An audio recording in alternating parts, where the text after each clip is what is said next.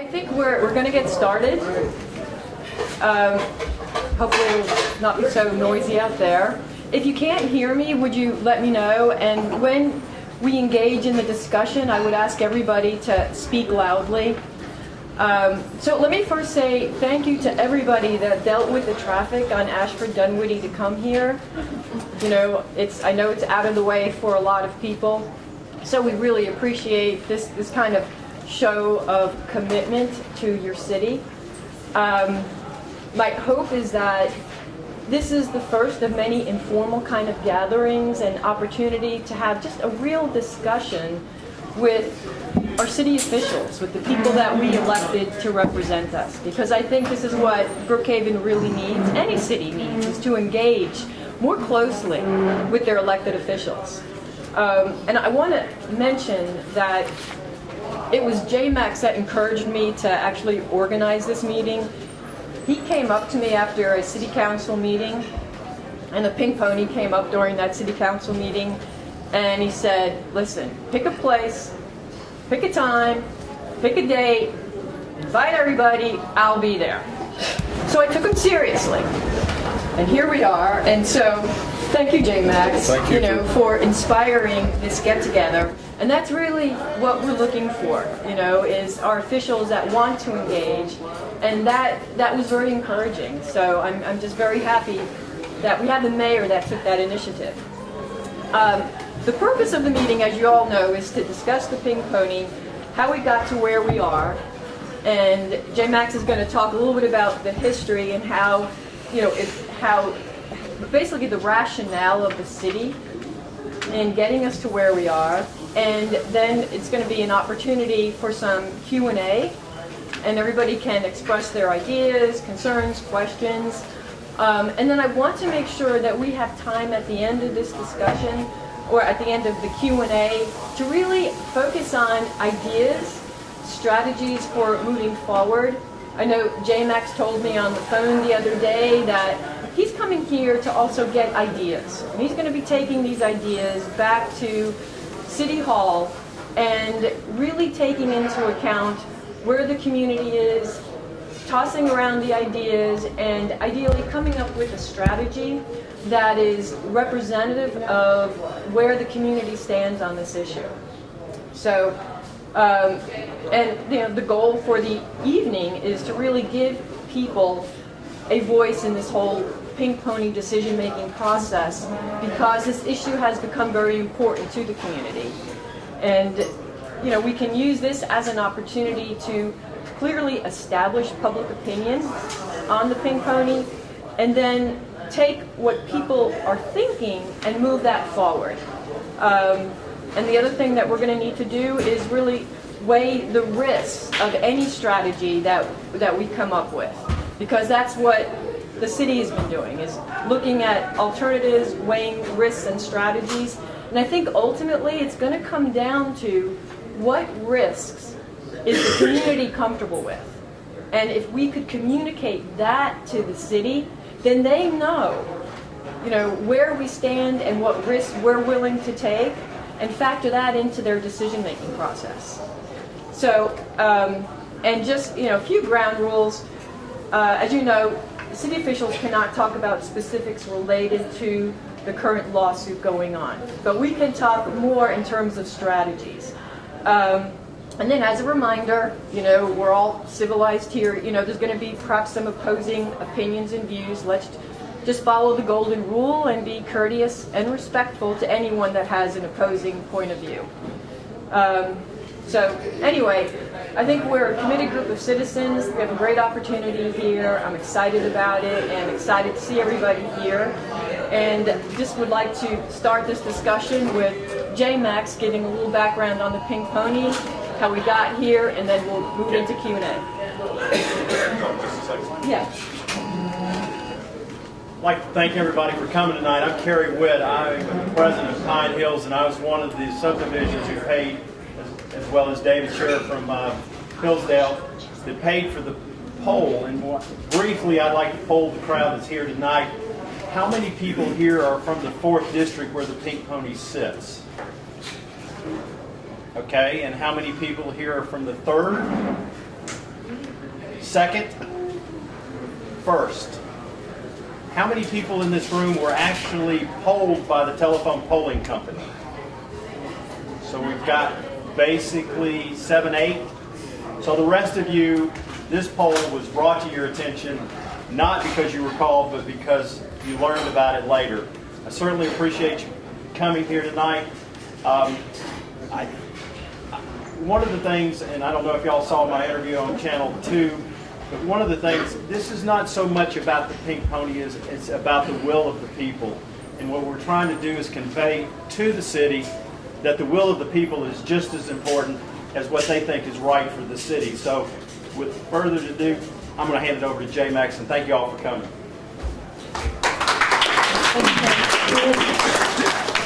I'm going to stand here at the beginning. I've got a torn meniscus, so I'll be sitting down for the rest of it. But thank you, Carrie, thank you, Kathy, and for anybody else who helped y'all organize this. I know it was kind of a pain to get it done, to make sure there would be a lot of people here, and for most people, that's a good turnout for something like this. You know, it's a non-city sponsored event. The city has nothing to do with this.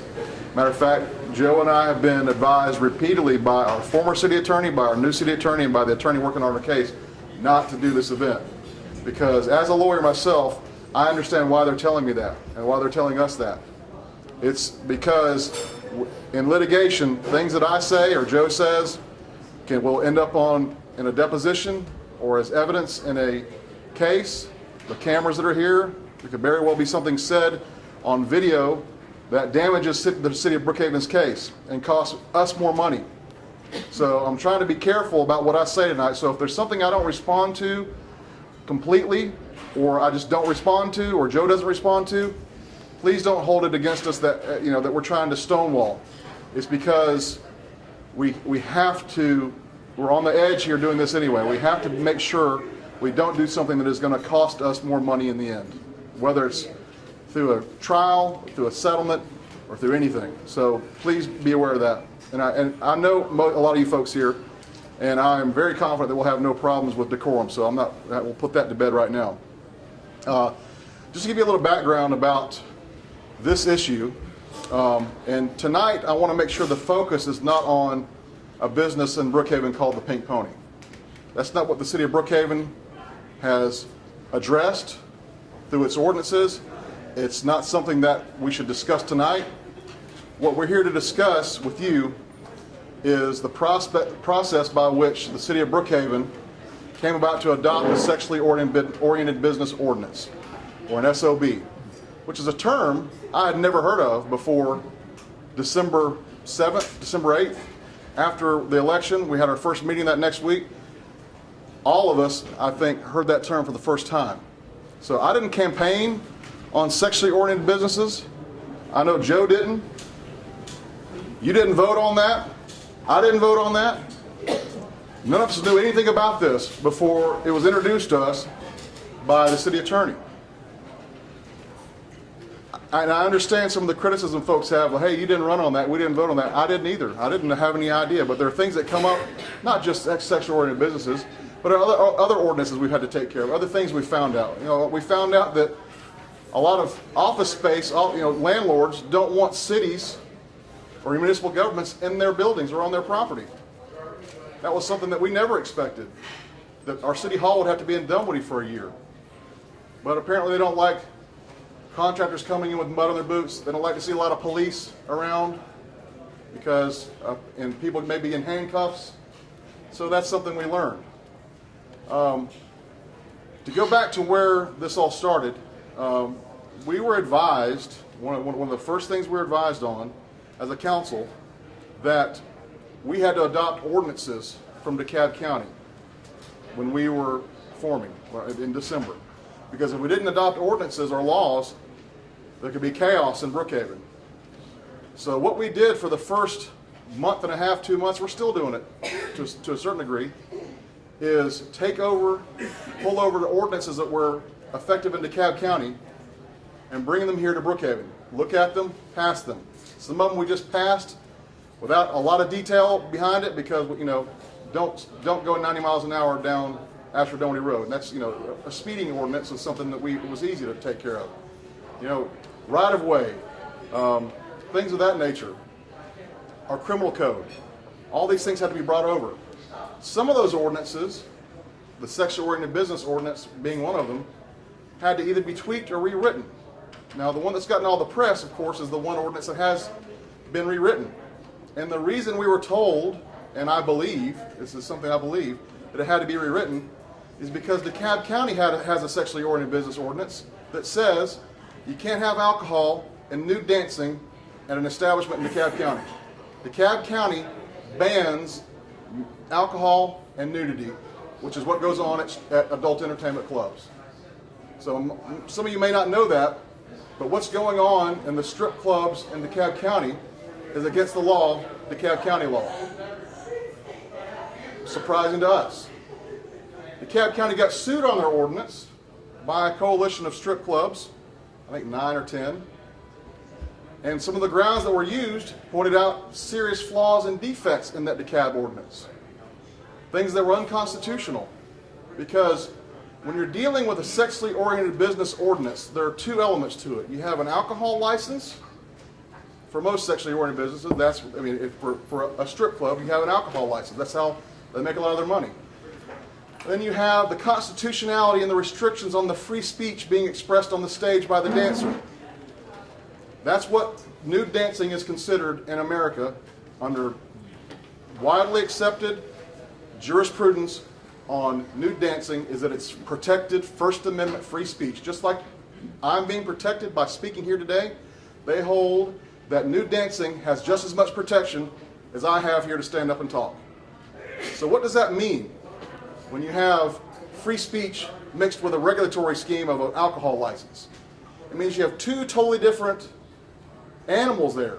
One's got constitutional protections, one's a regulatory action or scheme whereby you can limit the hours of sale, limit who gets them, how they get them, when they could be, what food and alcohol, the mixture between food and alcohol.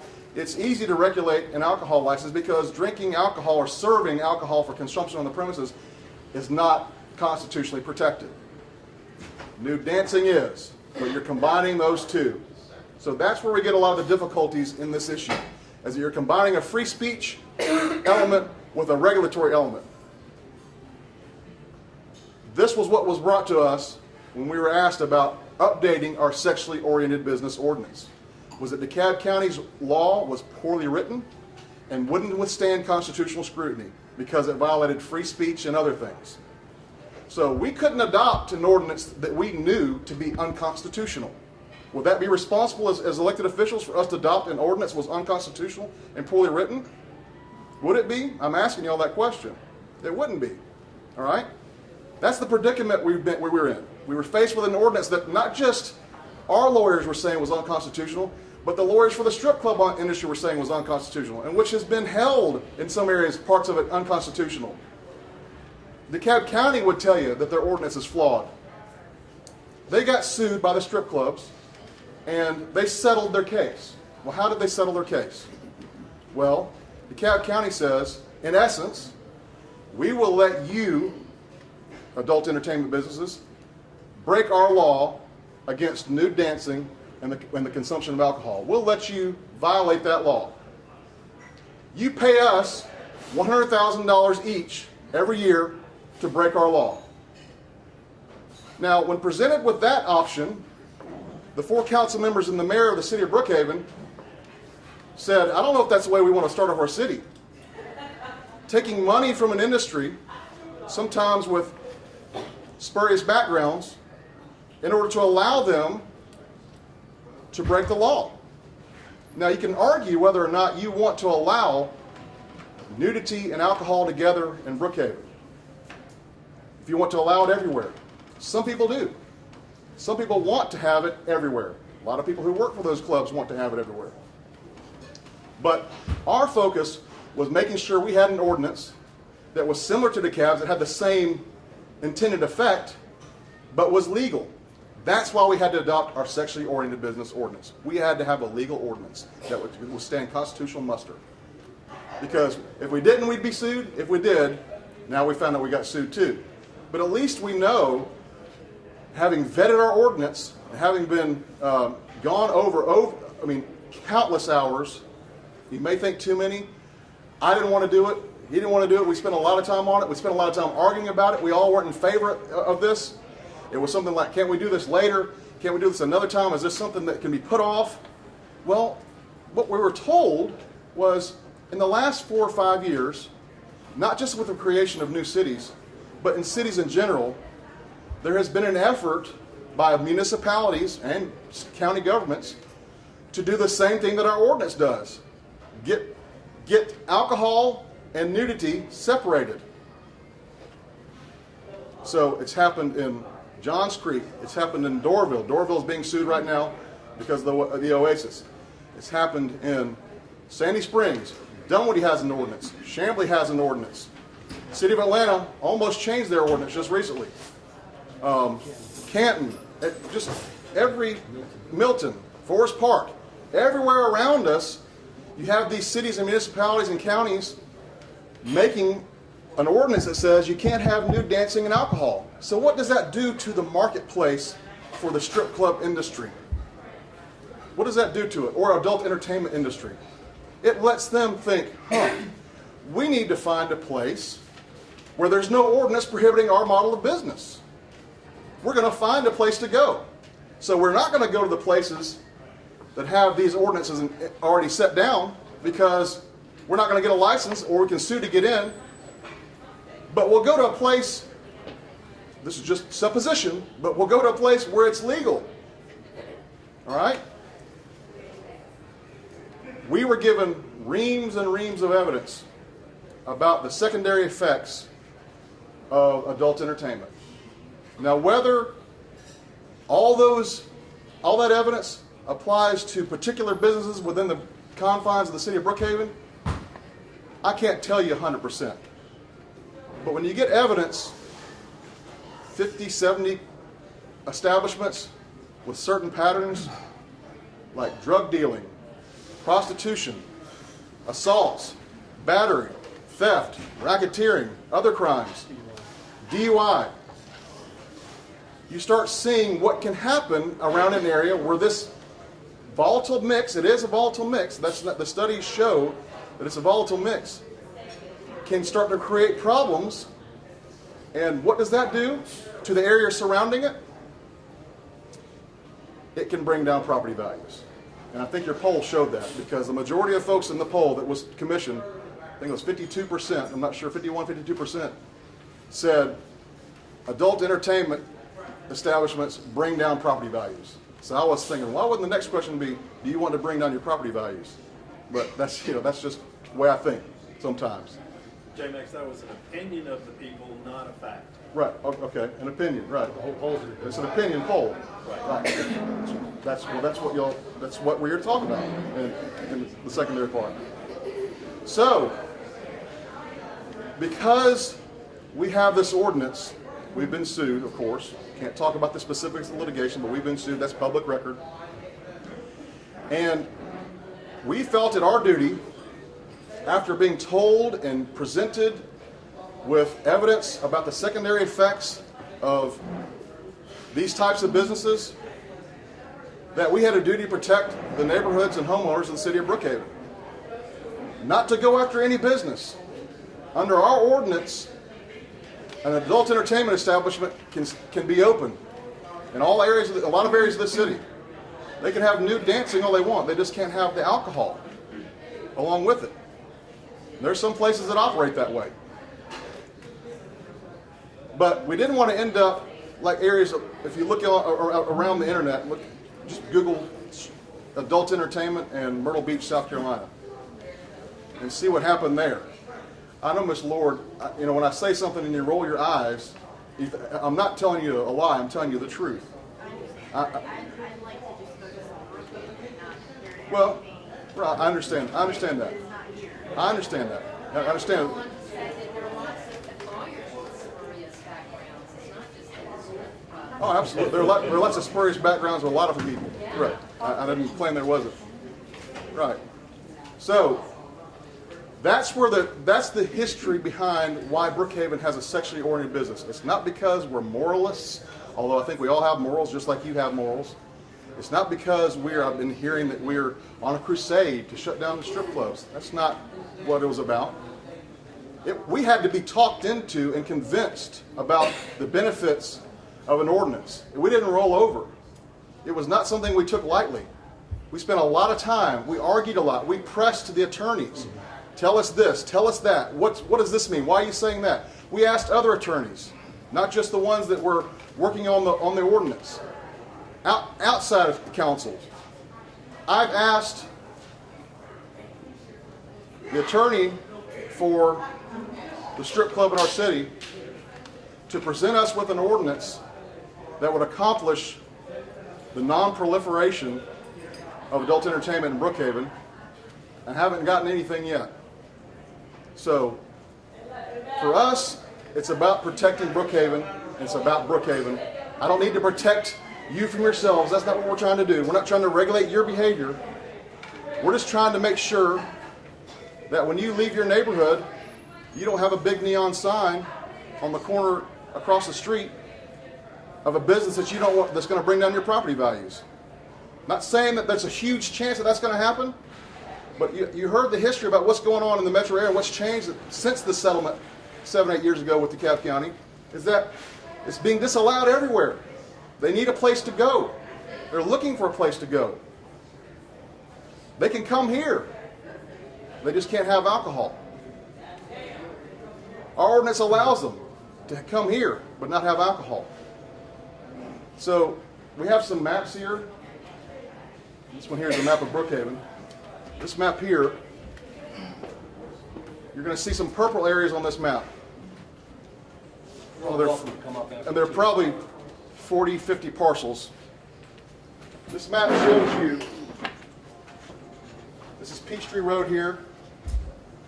This is Claremont. This is Beaufort Highway. This shows you the areas in Brookhaven. If Brookhaven didn't have a sexually oriented business ordinance, where an adult entertainment establishment that served alcohol could open. So it's the Brookhaven MARTA station. This is Druid Hills. That's town Brookhaven. This is next to Ashford Park. And this is, of course, Beaufort Highway, both sides of Beaufort Highway. We have one existing, I think, right here. So you might want to check them out.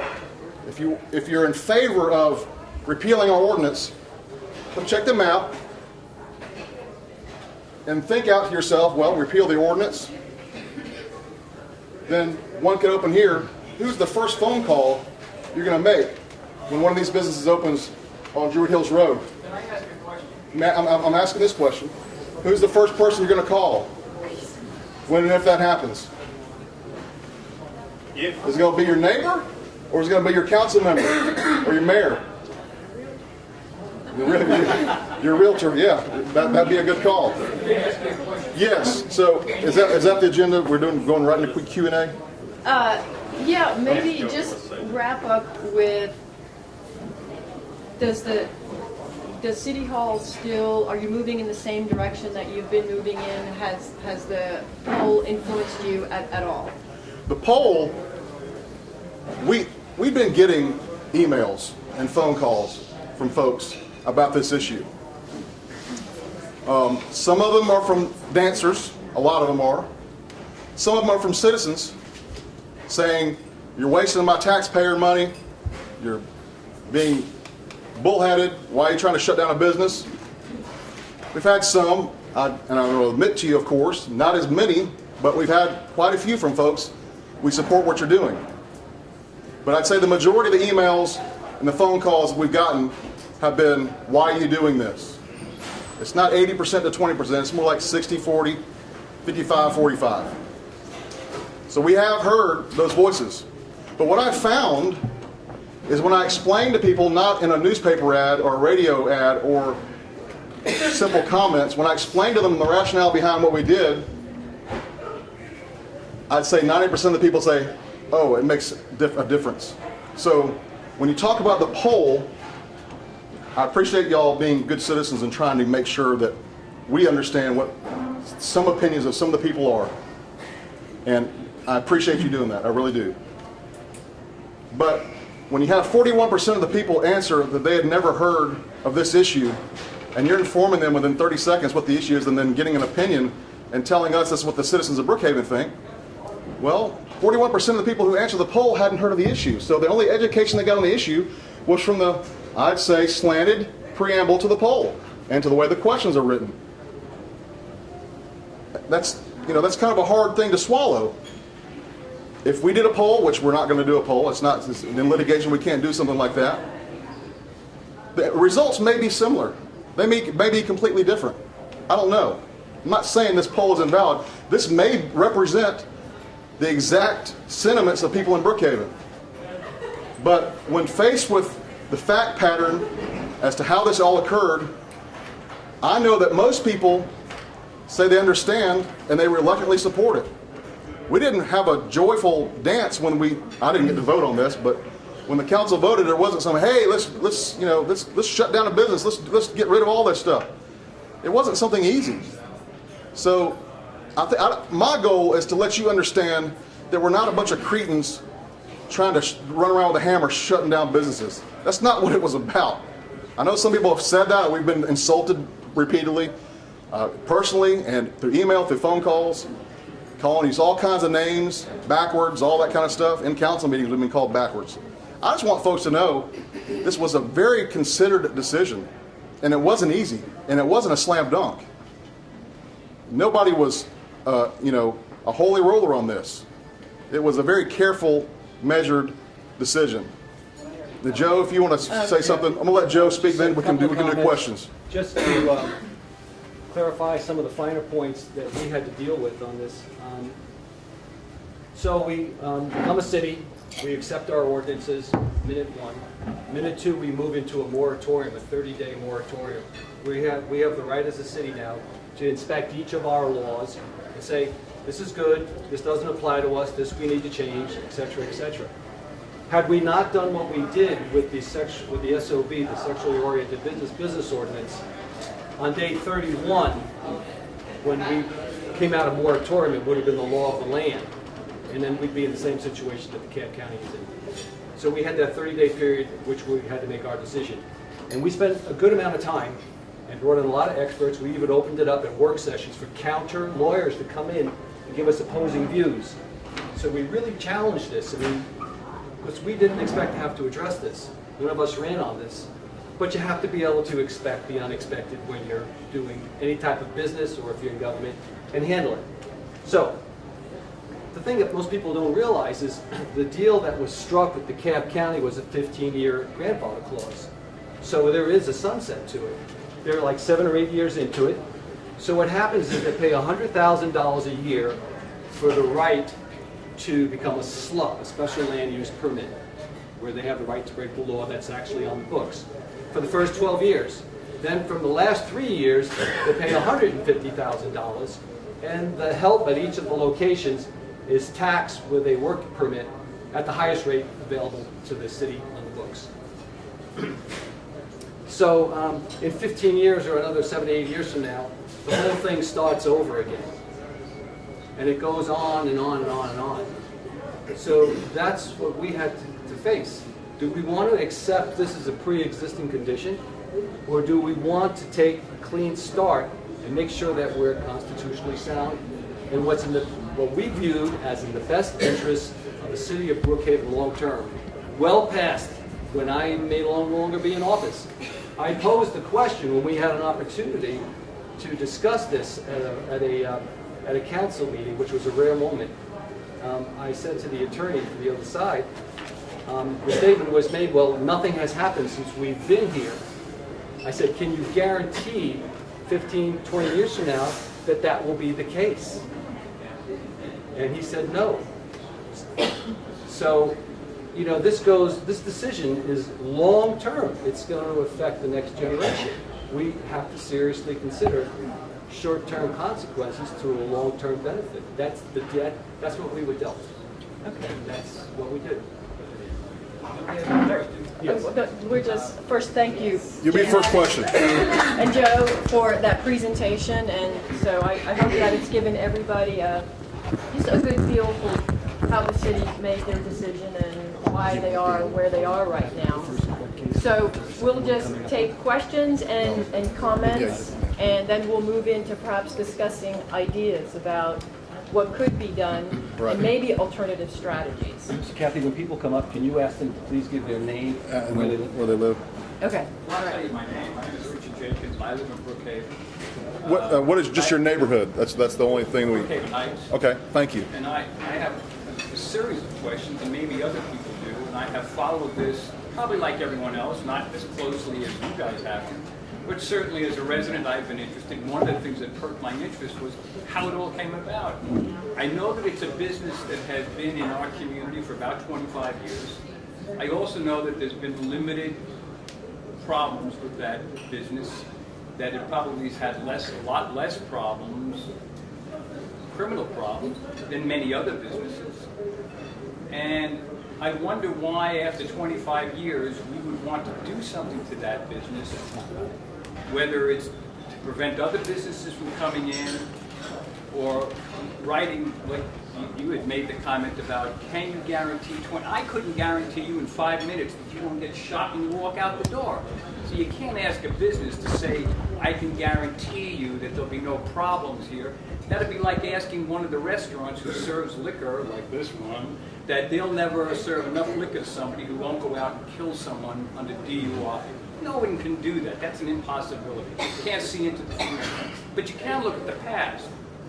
And their past record, from what I understand, now I could be wrong, you know, because I don't have the police records in front of me. But from what I understand, it has been somewhat limited. And There were 77 911 phone calls last year from DeKalb County to the Pink Pony. And they're tracking the same rate this year.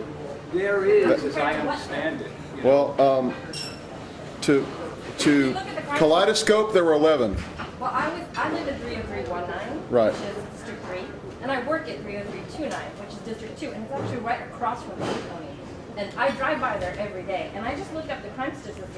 And of the 7 indices that they tracked in 2010, 5 of those rates were way higher in 30319 where I live than 30329, where the Pink Pony is. Right. So I don't know if the data supports your statement that what we're talking about, the Pink Pony, has greater crime associated with it. Yeah, and I was very careful to say that the data that we got was not about the Pink Pony, and it was about okay, other I have areas. another question. Yes. And I think this is something that isn't true. And that is, how did this all come about? Like, who wrote the legislation? Right. What prompted that person? What's the relationship of that person? Because there's a lot of questions about that no one has answered or even brought up. Now, maybe you can't because of the loss. Well, I'll just tell you, we had, like I said in the very beginning, But that person has an agenda, don't they? it was just, when you answer the question, then you can ask another one. The legislation, just like all the other ordinances, we had to go through, draft some wholehearted, I mean the whole thing, and we had to go back to some other ones and change them. It was pointed out to us, and I don't really think anybody can dispute, because it's both sides of that issue say that DeKalb County's ordinance is flawed and unconstitutional. So that was where the impetus came. Well, we got to have an ordinance that addresses this issue. So the people who brought this to us was Bill Riley, the former city attorney who's now just the city solicitor, and Scott Burkhold, who this is basically what he does for a living. Is Doesn't that bother you? Because it bothers me. Like, this is what this man does. And I'd love to know more about that man, because well, lawyers do all. create problems. Well, lawyers, there are lawyers that deal with just sign ordinances. That's all they do. And we have somebody looking at our sign ordinances. Do you impugn her integrity? Because We're talking about something far more sensitive. no, sign ordinances are. And most of us who have a brain and been alive a while know that there are people running around this country all the time yelling at strip clubs and carrying on like lunatics. Well, what your supposition? And they may be right, but I don't think it needs to cost us money. Your supposition was that the attorney that's written our ordinance, there's some nefarious agenda behind what he's doing. And I'm just telling you, there are attorneys that specialize in all kinds of ordinances. Is a person who specializes in sign ordinances are very contentious. There's a lot of issues behind those. There's a lawyer that does just that. That's her area of expertise. Is that a problem? It might be. We're talking about this guy. Well, Scott Burkle. So Richard, let me just add something in regards to your comment. In the Brookhaven Reporter on October 4th, and I'll quote from the paper, records show that Scott Burkle billed the city for work on the sexually oriented business ordinance on December 4th, before the mayor and city council held their first meeting. So we were actually billed for this whole ordinance before our city council was seated. Well, let me ask Burkle's you, does that invoice, strange hold on to a you? second. You think any business, I couldn't do that when I was in business, send a bill to somebody for business. They Yeah. hadn't even asked me. Yeah, I'll take that, and I'll ask the attorney tomorrow, Well, this December 4th. it says Burkle's invoice Right. from January lists work beginning December Oh, they just 4th. made it. That's hypothetical. No, I don't know. We'll have to. Councilman Jim Iyer was the only Brookhaven council member to be elected on November 6th. The other elections were not decided until a December 4th runoff. So I'll have to see the invoice. that's pretty Now, significant hold on. that a decision is made Hold and on. we're invoiced. I don't know that a decision was made because we didn't vote on this ordinance until what? Very close to the end. End of December. Yeah, please. We didn't vote on it, but we had. That's what it is that this particular issue for this fellow, and I'm not trying to blame him, because I don't even know what the relationship is, Mayor, with this at all. He's an expert that Councilman. writes these- All I can say is, Right. you know, they used to always say, it doesn't pass the smell test. Right. That relationship with this guy, he doesn't pass the smell What test. And relationship? The relationship with somebody like this who's running around the country creating. Lawyers fly all around the country to do all kinds of work. First Well, of Amendment course they attorneys do, fly but We're around. not talking about it. We're not, and I don't know what those situations are. Maybe some of those don't pass the smell test either. But this one does. And when you have a situation like this where bills start showing up before people, it just I don't know, but she doesn't have the right. invoice here, and that's. Sounds bad. that's Okay, a- so It may not be bad. It sounds bad. Richard, thank you. We're going to try to Perception. move on. Thank you. Hi, I'm Eddie Ehlert. I live in Ashford Park. A quick question. I have 2 or 3 questions, but a very quick one to start with. Was there any other consultant other than Mr. Burkle who has been in the business of crafting ordinances that are constitutional, who was also a paid consultant? Or was it simply his expertise of a person who is in the business of putting adult businesses out of business? No, we had, we've consulted with city attorneys for Forest Park, who the Pink Pony South is out of business because of their ordinance. And spoken to the attorney that handled that case. We had Tom Curry, our current city attorney. We had Bob Dallas. I spoke to Wendell Willard, who's the city attorney up in Sandy Springs. I spoke to mayors and council members from other cities, and they all had the same thing. It's a difficult issue, but we had to do it. And after we went to the nth detail, Joe, you know, we went, and that was part of it because we before we did this, we insisted on having differing opinions. It wasn't just, hey, we'll take this guy's word for it and then we'll. Were any other consulting attorneys on the payroll to the degree that Mr. Burkle was? No, no, because they didn't do all the work. You know, before we adopted the ordinance, and before we paid a bill, we were talking to all kinds of folks. We had a meeting where they came in and we talked individually, and it's been fairly well vetted. If you go around to ask other city councils and other mayors, I'm not saying don't use your own, but go around and ask, make some phone calls. Call Eva Galambos, the mayor of Sandy Springs, who's been the mayor for Sandy Springs for 6 years. Ask her this question. Well, a question on some background for this. During the discussions, was there any consideration of adopting the DeKalb County ordinance for a period of time, then take public input and look at other cities that have functioning adult sexually oriented businesses that base it on a very high licensing fee and a very strong security requirement? Right. I mean, this, I don't know of any other jurisdiction who does like DeKalb County does. Maybe there is. That's why I'm asking. Maybe y'all City can. of Atlanta, do just took public input and realized this may not be a good idea. Well, I don't know, had they been sued and they have a settlement agreement? Well, in the zoning changes that were just put forth in the city of Atlanta, neighborhood outrage prevented those zoning changes from taking place. But the neighborhood was involved before the ordinance changes Right. were put in place. So your question was, were there any other people consulted? Yes. there Well, were. the other question is, was there any consideration of keeping the DeKalb County ordinance temporarily and then Yes, carefully taking public input? We to thought of craft an everything. ordinance? Do we have to do this now? Can the grandfather term keeps getting thrown around, and what, just as, not as the mayor, not as somebody who was involved in this, when I hear that, I hear grandfather, which means allow someone to continue doing something because they've been doing it, and where other people don't get the same right. Grandfather and free speech don't mix. Do you want your free speech grandfathered? Is that legal? No, it's not legal. You can't grandfather free speech. Allow one person to exercise their free speech while telling someone else you can't. You can't do that. You can't allow one set of people, one class of people to exercise free speech, which is the most highly protected right we have. It's what's called the strict scrutiny test is applied to anything that regulates free speech. You know, yelling fire in a theater is not free speech when there's no fire. But anything else short of that is going to be given the strictest scrutiny by the court. You better have a darn good reason, life safety reason for infringing on somebody's free speech. But I thought we'd already established that we were only going to deal with alcohol licenses, so we wouldn't really be dealing with the free speech issue. We would just be grandfathering in the alcohol issue.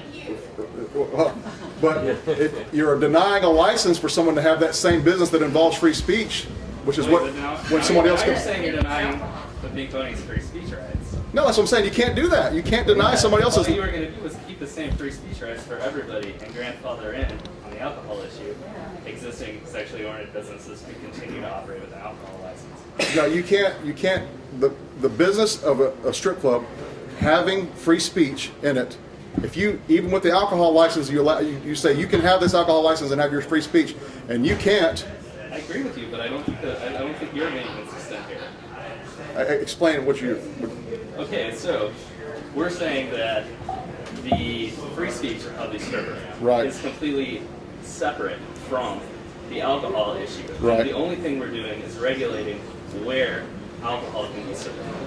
And not where, when, and The in what situation. under which The same alcohol premises, can be served. right? So if we were grandfathering something in, we would be grandfathering the situation for sale of alcohol, not the stripper would still have the right and what to case, exercise their right? free speech And anywhere. what there's case law.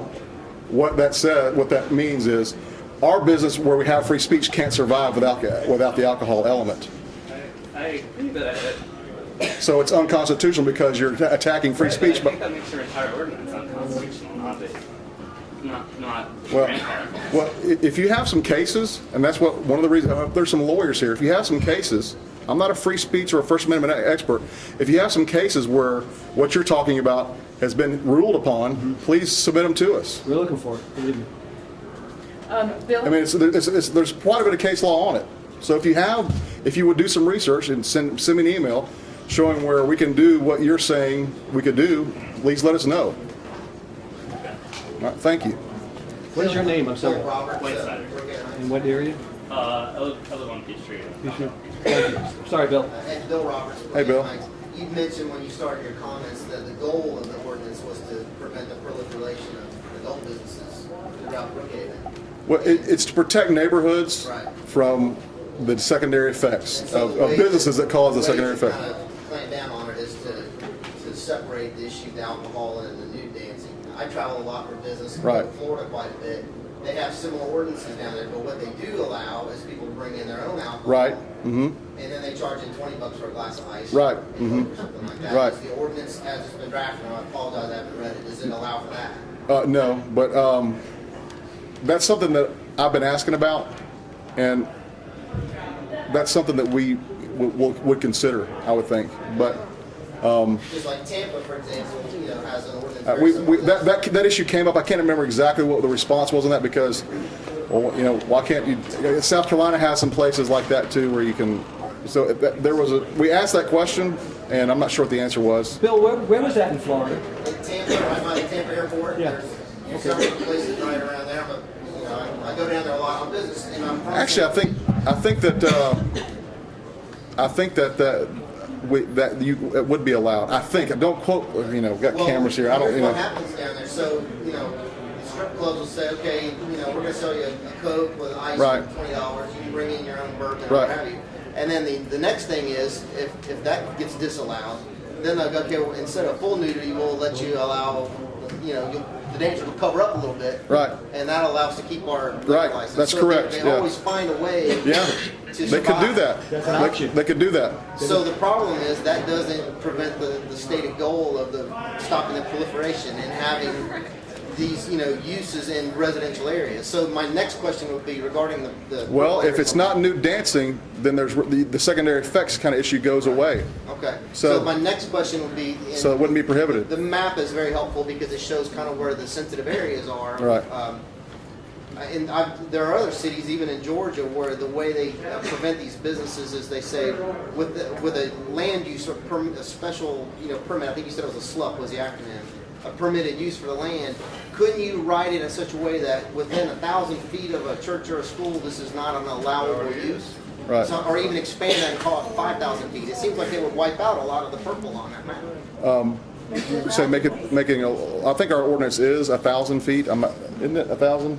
500 or 1,000? I think DeKalb's is 300 to 500. I'm not sure. I mean, those are arbitrary numbers. Why not make it 5,000? Well, here's the reason for that. As part of the case law on this is what we've been told, and I did research into this. If you're going to allow this type of business, you have to allow sufficient parcels for them to open and operate a business. You can't restrict them to a particular zoning area or say there's only 2 places in the city where you can operate one. You have to allow for multiple, you know, dozens of parcels for them to be able to open up one of these businesses. So that's one of the. We couldn't say there's 2 spots in Brookhaven where you can have this type of business. We couldn't, according to the law. I don't know, we can't cite the cases. And then I got one last question. Sure. It follows on a little bit on what Richard was saying. So it seems like for the people that are vaguely aware of the issue that the threat of a lawsuit in the future was shut down by a guarantee lawsuit right now. And that the main beneficiary is the former city attorney who got a lot of the fees flowing to his firm. You know, although he was the city attorney of record, he also has a private firm to receive those fees. Wouldn't it have been prudent to have him recuse himself from being directly involved as the law firm, you know, in his capacity as city attorney advising you guys, but saying, but I'm not going to take the ongoing fees Right. to prosecute this going forward Right. in terms of a lawsuit? Because it does have a little bit of a taint of a conflict of interest. I don't know how much of the fees he got on this issue because I think that Go by Bill. yeah, I think that the billing for Mr. Burkle, I think we have some of it here. It's public record. Yeah, the public record on Burkholz. Well, Bill gets paid a fee for being attorney. But does he also get the fees for the ongoing billable hours on this? I don't Well, believe it's so. It's a set fee he gets paid. Okay. And then, that's true, isn't it? Yeah, he gets a retainer every month. Right, But and then- litigation is Is above and beyond Right, his right, retainer. right. But it was Scott that did the litigation. the litigation. He's not handling the litigation. But He wasn't handling the litigation. So Scott handled it. Yeah. Right. But one of the articles in the paper, and it might have been wrong, Right. was that the money was being paid by the city to Bill, and Bill was paying Scott. Yep, I don't know. And that didn't square. yeah. Well, I've seen the We get. I invoices. know we've gotten bills from Scott Burkhold, and I'm not sure if they're paid through Riley's firm or. They are, and that arrangement seems weird. But the amount we billed is what we paid. I know, but the fact that there's the 2 parties involved, rather than Scott getting paid directly, he's getting paid through Bill. The amount to date is $40,000, which also includes the bill for his assistance in helping us write the ordinance. There were 3 categories. It was the ordinance, it was the trial time, and what was the 3rd category? Do you remember? But no, that was $40,000 total. That's to date.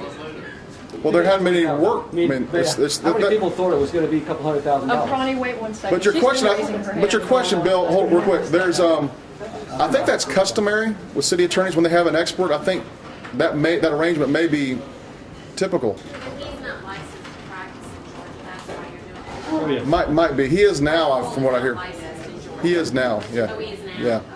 But That might have been why. the two gentlemen have done this in all of the new cities, correct? I mean, Johns Creek, so They didn't do it in Forest Park, and that's not a new city. So I mean, it look, and you can understand the frustration. It looks like they're going around picking fights that they know will generate a guaranteed loss. Let me say this before we have any more questions. The way this was handled from the beginning, you had basically neophytes at everything, right? We were advised a lot of things that we decided we're not going to do that. But in the beginning, when you're faced with this issue and the facts that you're given, you make decisions. Now, I will tell you this. The way this was handled from the beginning, because of our lack of experience on this issue, it could have been handled better. I really, if I could go back and do this over again, we'd do it in a different way. There'd be a lot more public involvement. We did have a few council meetings where people had the right to come up and do public comment, but we didn't realize that some of the angst about this, how high it would get in some areas, and if we had to do it over again, like I say, it would be handled a little bit differently, the process by which it was happened. And we're not going to let that kind of stuff happen anymore because we've learned and we know, and we're confident in our position as elected officials to be able to tell attorneys, no, that you don't have to deal with the public policy ramifications of what you're advising and the way you're advising it and the manner and the timing in which you're advising it. So I'll just let you know that this kind of, the way this was handled is not the model for how we're going to handle things and have been handling things since that point. But So, in the invitation that went out, I believe it said in the invitation that we're all learning as we go. City officials are learning brand new jobs. Nobody ever had these roles before. Even as residents, we're learning as we go, how to be engaged with the city, how to have impact. And this is all part of that process. So all of that, I think, is very positive because we're all going to make mistakes, but what matters is, what we do after we make the mistakes and do we change it going forward, and that's what JMAX was referring to, so that's great to hear. Thank you for that. Andrea. Hi, I'm Andrea Both. I'm the president of the Brookhaven Fields Homeowners Association. We were also one of the sponsors of the poll. Civic Association is not a homeowners Association, sorry. Anyway, BFCA, I said it wrong, Brookhaven Fields Civic Association. So two things. One, you said 41% of the people polled hadn't heard about this. that's what the poll says. Okay, but that means that how many people had? 59? Yes. Right. So you focused on the smaller number without focusing on the larger number. No. Oh, no, you did, actually. What you said was 41% of the people hadn't heard of the poll, hadn't heard of what was going on, and they were polled with this short preamble in the beginning. Right. What you didn't talk about was that 59% of the people polled had heard about what was going on, and the majority of the answers really lean towards having negative feelings about what's going on. And since we were all invited here to discuss the poll, which then was made kind of clear that you weren't actually going to discuss the pink pony at all, which is fine, I get that.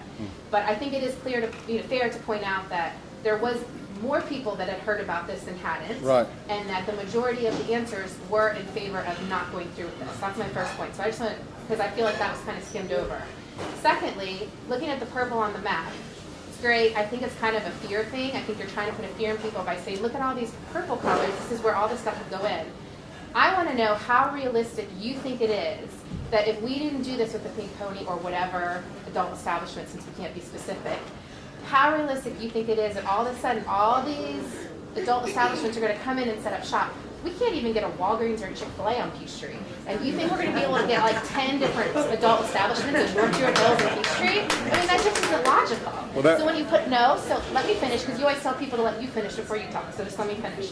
So I think realistically, looking at that map, while it looks pretty and the purple's great and it's a good eye-popping color and you think, oh my God, look at all the purple on Beaufort Highway, realistically, given all of the things that we have going on in terms of what we make people go through to open any sort of business, you could really keep that from happening and still keep the pink pony in business or whatever adult establishment is already in business in Brookhaven. So I'm just fearful for people who don't really understand what's going on, that when they come to you, because you said you have people coming to you who are like, hey, I don't understand this, why are we doing this? And you explain it to them, and then they say, oh, you're right, I totally get it now. Oh my gosh, I don't want a strip club next to Ashford Park. People want a pool next to Ashford Park and they can't get it put in. There are things that we can't get put in that are totally logical, reasonable things that everyone in this room would use, and you're trying to tell us that in like 2 years, all that purple could be filled with adult establishments. I just find it hard to believe. So I want to know realistically what you guys think the chances are that all those establishments could be passed and built if we don't pass this with the pink pony. If we get rid of the pink pony. Can you guarantee those purple? In Let me answer her 15 question. years, can you guarantee that? Just like you're saying that you can't guarantee Let me that. answer your Yeah. question. You asked how many of these purple parcels would have adult establishments Yes. on them. I have no idea. Right, you don't have an idea. Right, I have so no it would idea. be none. What is unique about those parcels? What statute There's only, governs if there's that you can C1 build? or M1. There's C C2, or 2 or M1 C2 zoning or M1, classification. which is the zoning classification where that type of business is permitted. And that's what the map shows, where those areas So I are. guess my question is, you really think it'd be easier to get an adult establishment in Brookhaven than it is to get a drugstore or a fast food restaurant? Realistically, that is what you believe. You can say that to us. If- You can tell this room that you think an adult establishment can be put in Orchard Hills, but a Chick-fil-A cannot. Right. Because of the free speech issue, having neighborhoods come out and say, you know, we're not going to allow it. If you have a zoning classification that allows it, the federal courts will say you have to allow it. So it's not us that decides, you don't get to decide as a neighborhood. It's the federal courts, because we have to have parcels available for that exercise of free speech. But That's as the a law. community, we have certain restrictions Like- of what businesses have to be Right. able to be in there. Right. Right? Right. Like the LCI overlay. Right. So you're telling me that those establishments could go in without meeting the LCI overlay? If the zoning classification, I don't think the LCI overlay mentions sexual oriented businesses, but if the zoning classification allows that type of business, you have to allow it. So basically, they're a free-for-all. They are not met to any restrictions at all just because they allow. No, you can say you have to There's no have restrictions. you have to have this buffer, you have to have this height, you have to have this setback, you have to have this. If it complies with the ordinance that's on the And if you start saying you have to have a door So they that's have to be like street level. You think strip clubs will be like street level, like they're trying to make all the like other businesses in Brookhaven? if that's the LCI overlay requirement. yeah. You I can't. guess I just think it's unrealistic of you guys to assume that those would all be filled with adult establishments. I just think it's a big fear factor that you're trying to put into people's minds. I'm not trying to use fear to put into Kind people's of minds. is though. You're like, look at all this purple. Look at all this purple. You But that's specifically reality. said, look, it's next to Ashford Park. Look at that purple next to Ashford Park. I was just pointing out what the parcels are I that know, but I'm just saying. So I'm just telling you from our point of view, that's how it comes across. Okay. There are two churches next to Okay, Ashford but your Park. question, the first comment you made, and I'll stand up. The first comment you made was, we can't even get a Chick-fil-A or a Walgreens. Well, that happened under DeKalb County, all right? That's not. But it's the LCI overlay. We're not going to have. It's been adopted by Brookhaven. Right. It's kept them out. It's So- not just that, but we're going to have. It's not going to be like that in Brookhaven. We're going to be a lot more neighborhood and business friendly. And some of the reasons that some businesses hadn't come to this area before was frankly because of the permit department down in DeKalb County. So I wouldn't take that we can't get a Chick-fil-A or Walgreens under DeKalb. The same thing's going to apply to Brookhaven. I'm not trying to scare you with this map. This is just what the DeKalb ordinance allowed. And if we didn't have an ordinance, these are places that you could have a strip club. If I didn't inform you of that, would it be irresponsible? Is it fear to give you information? I'm just telling you my point of view. I think that presenting. I know, but you that say I'm way, using it to saying- I do create think fear. It's a fear. I do think you're trying to put fear in people, Well- in residents, and saying this is what could happen. But that's my only point. I'm just I'm not saying. trying to that scare I just- people. I'm just trying to let them know what's Just a on that possibility. point, Yeah, to that's kind what of, I'm saying. I'm Yeah. going to wrap that point Yeah. up and just say that. I don't think no- the business model for strip clubs or any business would have 51 parcels where you wouldn't have 51 Starbucks in Brookhaven. Okay, let's just look at the facts for a second. No new clubs have opened in DeKalb County since the ordinance was passed in 1991. 0 new adult dancing establishments have opened, okay? In 1999, there were 9 nude dance clubs. Since that time, Jazzy Tees has closed. There have been no new clubs in DeKalb County since the early 90s, and a net loss of 3. 1 closed, 1 is now in Doraville, and Pink Pony, of course, is in Brookhaven. So, and the same is true in the city of Atlanta along Cheshire Bridge Road. Of the strip clubs that were grandfathered in by the city, in the late 90s, only 15 of the 23 clubs remain open. Okay, so there is no track record of new clubs opening since 1991, since the ordinance was passed. Does everybody get that? No new clubs have opened. Do you think that the ordinances have anything to do with that? I think barriers to entry have a lot to do with that. And later in the conversation, what we're going to talk about is barriers to entry and maybe how we can increase those barriers to entry and make it even more difficult, because that will move us down to different strategy in looking at what makes it prohibitive for anybody to even want to be here. Okay, Ronnie.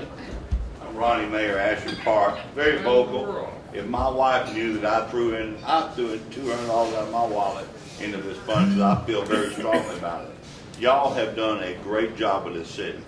I was totally against it. I'm totally for it. Y'all have done a great job, Max. I know that load on your shoulder, but when you come down my street, you didn't know that big house was mine. You never said pink pony. You said parks, permits, police, sidewalks. Jim Iyer, my best friend, never said pink pony once. Go to Sandy Springs. I hauled a guy's car the other day. He gave me a wad of cards with a naked girl on it. Come to Sandy Springs, man. They ain't shut us down. We've been here for 10 years and they're still fighting us. We're going to break them. Their two clubs are still open. Eva's, I guess you just sort of sits back. And this whole thing stinks. The city attorney, y'all doing a great job. And you're right. You can't be perfect how you're doing it. I feel for y'all. I do. But you've heard enough from these people. You need to take a stop back and go, wait a minute here. But I'm about running like a business. I was on Buford Highway when it was 2 lanes. I was 12 years old. I can tell you not too much has changed in that area. The gas station's still there. It's a Citgo now. The Baskin Robbins is a Basket Rabbit or something. There's 6 lanes instead of 2. The S and Fresh, the bagel place is gone. The Denny's is a Zuppies. But everything is still there. The car wash is still there. Buford Highway, everything is still there. It's not going to change in another 15 or 20 years. And any of y'all that really think you're going to have a corporate mecca right there, it's not going to happen. It's now starting to happen a little bit on the other side of 85, but it's not going to happen. But we in this city need this tax dollar. Okay, I want to see 15 more squad cars. I don't see it. This tax dollar can put sidewalks, police officers, and at least for a couple of years, we're not spending 50 to 100, 150. This whole thing with Riley and his partner, like the gentleman said, it smells dirty rat.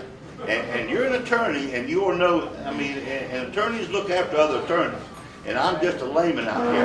And I love you to death. I'll tell you over and over, y'all are doing a great job. We're not trying to look out for attorneys, I tell you that. But I'm telling you right now, you need to stop right now and say, okay, what can we do to let's drop it? Let's take some of this tax dollars for about 4 or 5 years here and bring it in. One of the other commissioners said, let's use this $150,000 for a war chest to fight them. No, I don't want it in a war chest to fight them. I want it for sidewalks, police cars. If the city needs to pay for a German speaking class at Ashford Park, so let it be.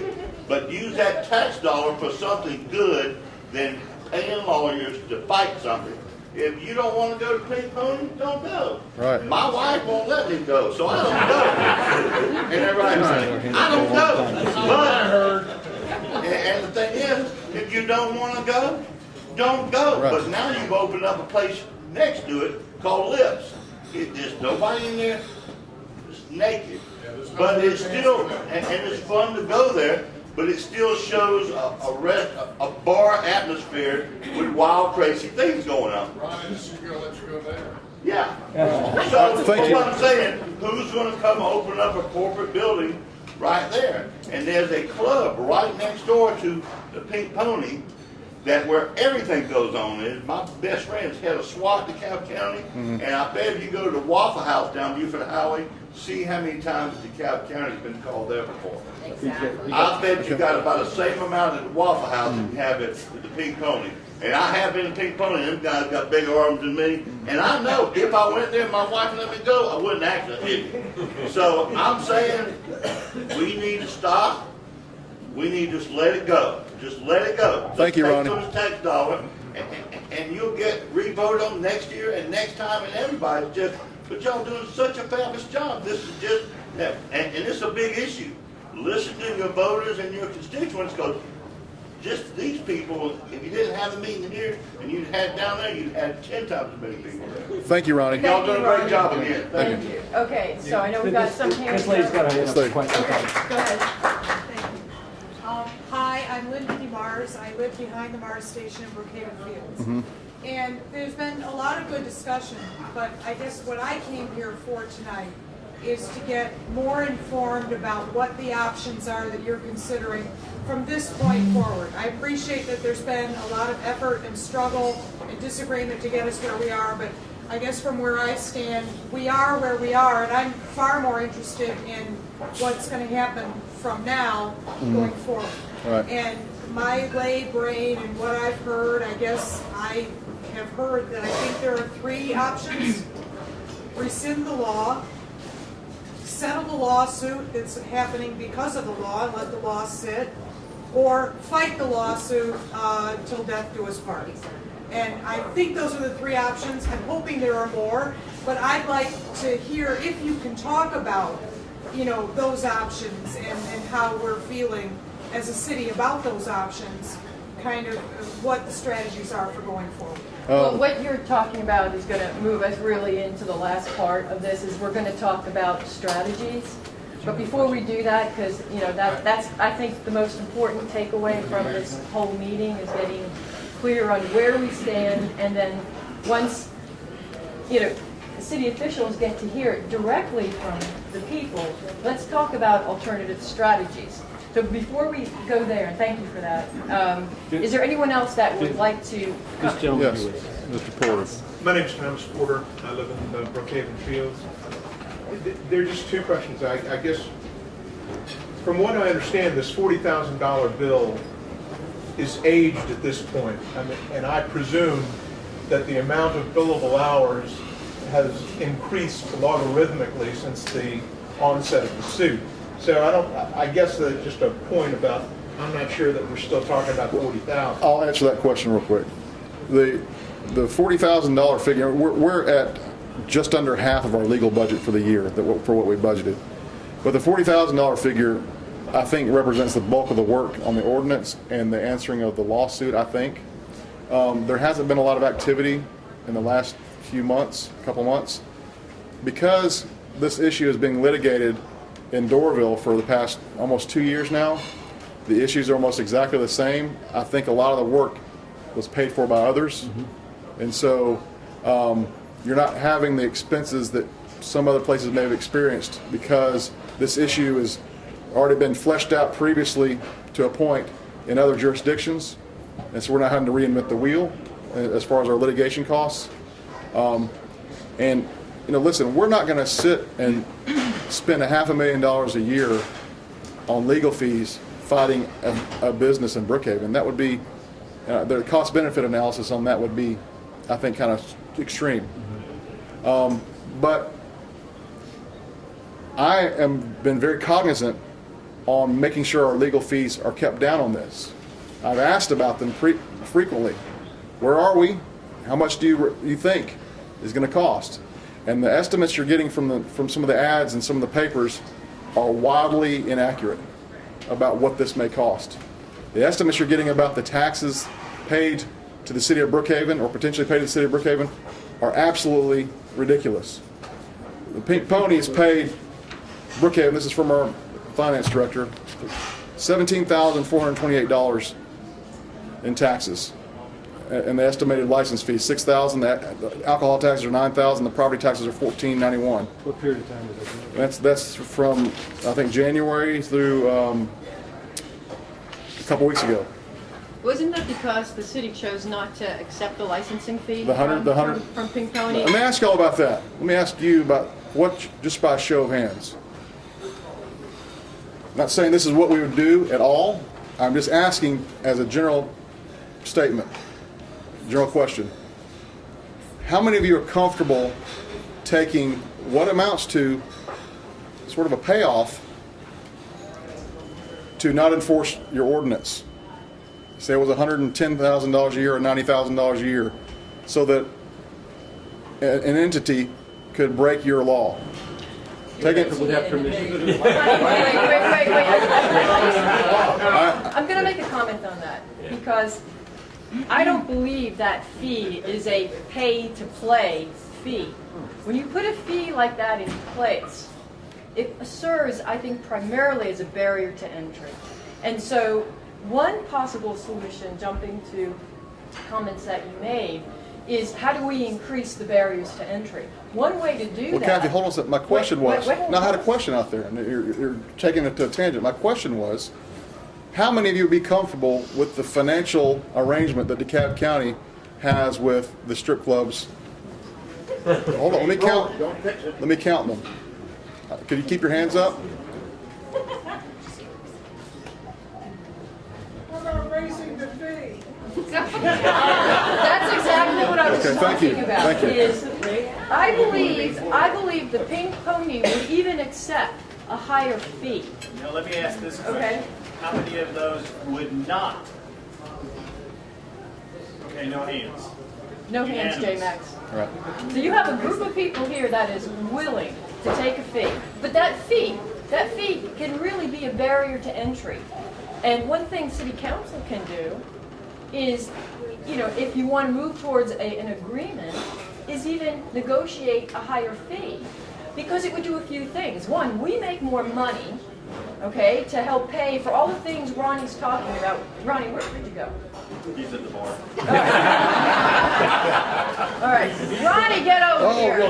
No, let people get their questions All out right, before I so come back. it would allow us, would make more money, and it would also be an increased barrier to entry. And that would work for the Pink Pony too, because you know what? They don't want any competition. They want those barriers to entry high. So, go ahead. This may be a dumb question, but I tried to find out from the DeKalb County City Attorney's Office exactly how many lawsuits have been brought about against DeKalb County regarding their poorly written whatever ordinance and the settlement agreement. And do any of you know that answer? If you're concerned and you're... I think all 9 of them sued DeKalb, 9 or 11 of them sued DeKalb County on the to ordinance. get the agreement. And then once they got the agreement, how many lawsuits has the county had from Well- adult establishments trying to open or that are currently open? The answer is 0. Right, 0, So the current yeah. ordinance with the existing agreement problem solved. Isn't it? You basically got your guarantee, Councilman, that you won't have lawsuits in the future or whatever it was you Well, wanted. Money remember- guarantee. Remember what I started off saying is that the landscape has changed in the last 5 years with these ordinances. But So, what the ordinance here would mean is that a strip club could not open and serve alcohol. Right. That's what your ordinance means. Right, correct. The agreement simply allows the King County the exception to the rule. In fact, they Right. can serve alcohol Right. and have new dancing. right, Well, new clubs wanting to open in Brookhaven, just like wanting to open in DeKalb County currently, Mm-hmm. which hasn't happened, because they can't serve alcohol, and the new dancing is not their money-making endeavor. New Right. dancing drives alcohol sales. Right, right. That's how they make their money. Right. So if you can't make money with naked girls and no drinks, right, you don't open up. And Right. that's what's happened, and that's what's been proven to happen in the Right. county where we live that wrote this ordinance and entered into this agreement.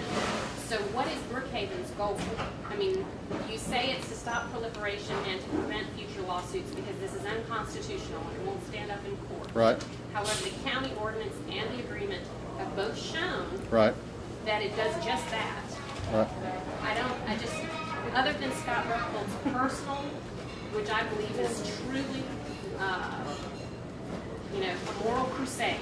He is a man that graduated from a university whose goal is to put lawyers to do God's work, and that's what he's doing across the country. That's what he does. This is a personal agenda of Scott Ruffald, the attorney that Brookhaven hired.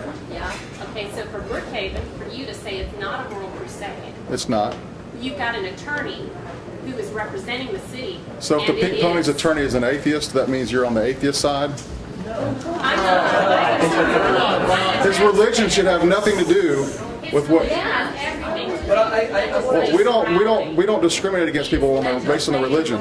I He think is opposed to new dancing for religious reasons.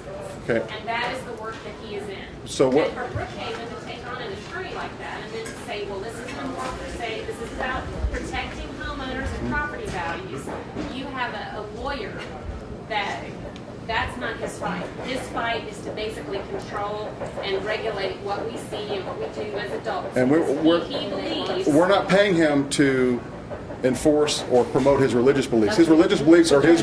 Can I finish? His religious beliefs are his religious beliefs. There's not been one iota of religion or morals mentioned or discussed in any of the decision making we made on this ordinance. It didn't come up. It hasn't come up. I didn't know about all that until later. He didn't come in talking about it. And so, attacking him because of his religious. You're befriending him. You're saying it's not a moral crusade. It's not not. some sort of, He brought us over. controlling, not trusting you to know what it is you want to see or what you want to do or where you want to go. Well, in fact, it is for him. And he makes no qualms about expressing that. Go to his website. Right. Read about him. None of it was expressed to us, and none of it was used as a reason to convince us. Something that you guys vetted before you hired us. Well, we don't check people's religious beliefs before we hire them. It's not relevant, correct? It's not I relevant. think one of the biggest things you guys miss. Hold on a second, let's see what David It's has like, to say. this is a very good statistic model. You've got really interesting statistics from Prior.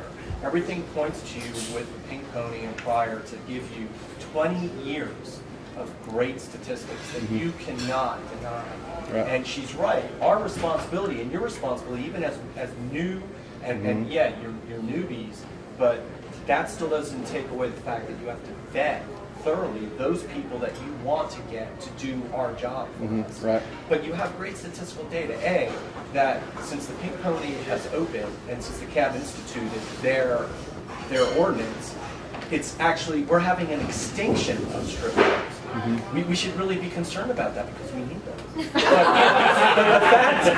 And I think we should preserve them, but seriously. But also the secondary impact where you bring that up, and that is a really concern, property values. We have no incidences of that happening. You have to take that statistics. It's almost like a drug company being able to really use 20 years of prior to release a drug. We have to use that logic. Well, And it's important for you guys. Right. There's been anecdotal evidence from a medical provider, a very large and profitable medical provider, going to open up a 24-hour center, and they were looking at Brookhaven, near that area on Beaufort Highway. And ultimately, the reason they decided not to is because of the establishment there, because they didn't want their nurses going around or having to be around that, and they didn't feel comfortable doing it, so they moved on. So to say that there's not, the 24-hour nurses would have been there. But we have so many other places in Brookhaven that would have provided for them. I mean, one of the things that's a challenge, and I know the chamber is trying to do, where's the art? That they're trying to do is create good places for businesses to come here. I think, you have a big challenge, and your challenge is first to thoroughly understand really the landscape of what is Brookhaven. Right. Each of us have lived in just a small area. Right. We don't know everything. Right. So your first thing is, what is my 30,000 square foot view? And now from that, and Joe, you brought up some really good things because you've talked about that, modeling and things like that of traffic and of roads and things like that. But then you can make really good decisions to go myopic on that. And, I think people have made great suggestions here. Allow these things to happen, but control them, with You were going to say religiously. Well, running the system right is religion. It's just how you do it. And I think that everybody is very happy with what you've done so far. We just want you to be better at it. You are new at it. None of the elected officials had a course in civic government management. I don't even know if any of you have degrees in businesses and understand really accounting. But you've been elected to do this. Now you have to deal with us. And the great thing about what Kathy has done and some other people have brought you people, little soldiers, these are all little soldiers, that will be glad to help and assist the city to be really a model for what is not existing today in government. Just look at Washington. It is highly dysfunctional. We don't want you to be dysfunctional. And through connection and internet and email, we want to give you our experiences and our expertise because you don't have it. Right. I mean, it's the facts. I mean, you are bright people. You have a lot of energy. We are grateful for that. But you have a lot of people who would like to become engaged, who'd like to be plugged in, and this is just the start of it. Because hopefully, this will be a beginning where you will have a lot of resources where you will get pro bono stuff that you never could have gotten before, and to really help the city be a great city. It's unfortunate that 24-hour nursing or facility didn't say, well, we could have opened up in another location, because there's tons of property, commercial. Look at all the purple. I'm sorry. No, that was great, and I think that deserves an applause. Thank you. Okay, just to follow on property values, because one of the things I want to do is get the facts out, and let's move away from emotion. If the pink pony was causing economic blight, you would not have a lot of new businesses opening right in that area. So let's just look at the facts. Within 1,000 feet of the pink pony, let's look at what's been going on. A national hotel management company made acquisition of the property and established a motel and built 100 plus rooms right next to the pink pony. This is all since the pink pony has been there, okay? Hilton Hotels, built from the ground up, 150-room Hampton Inn Hotel at the corner of Buford Highway and North Druid Hills Road. That's within 1,000 feet of the pink pony. The vacant Denny's restaurant is now leased and occupied by Zuffy's. The retail strip center on the corner of Buford Highway and Corporate Boulevard has remodeled and have increased their rents on their tenants. Wells Fargo Bank, formerly Wachovia, evaluated and decided to maintain a busy branch location right next to the Pink Pony.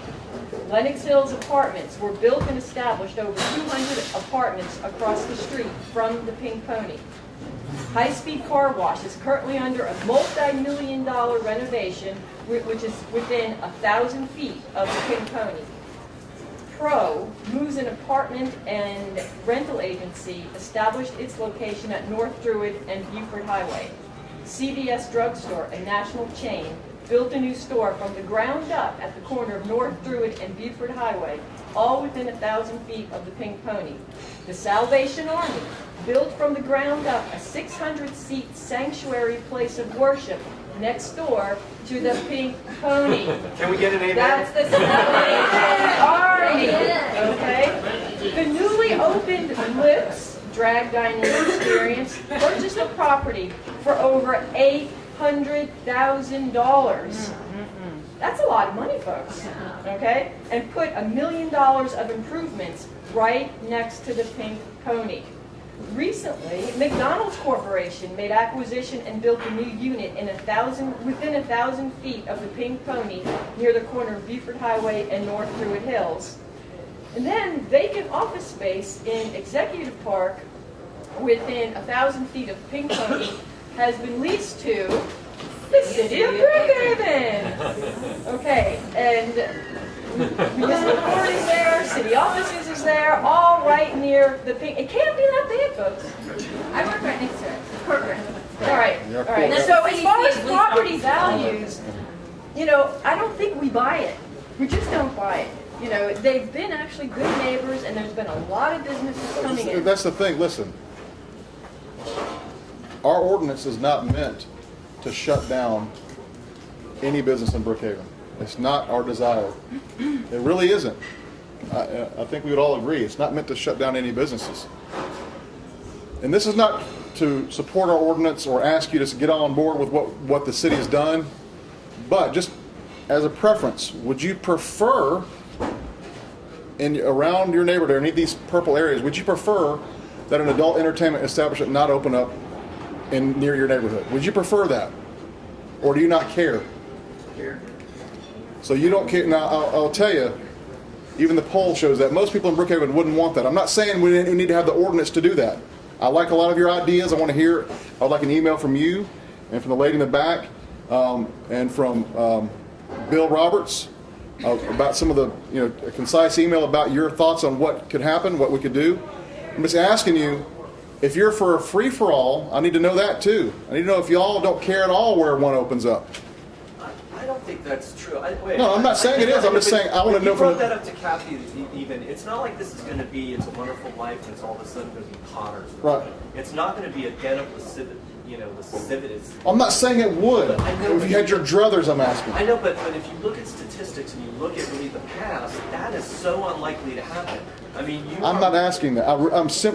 It's a question that I just want to know the answer to, not to support my position or not. People want you to leave the podium left. No, I'm not talking. I understand. I'm not trying to connect it. I'm just trying to get a general answer.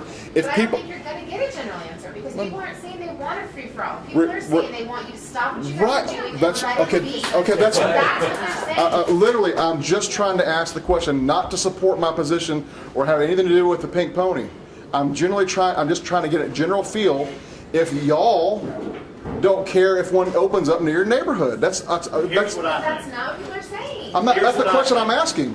I'm not making a. I'm That's not an making. irrelevant question. It is. That's not what we're here for. Well, you know what?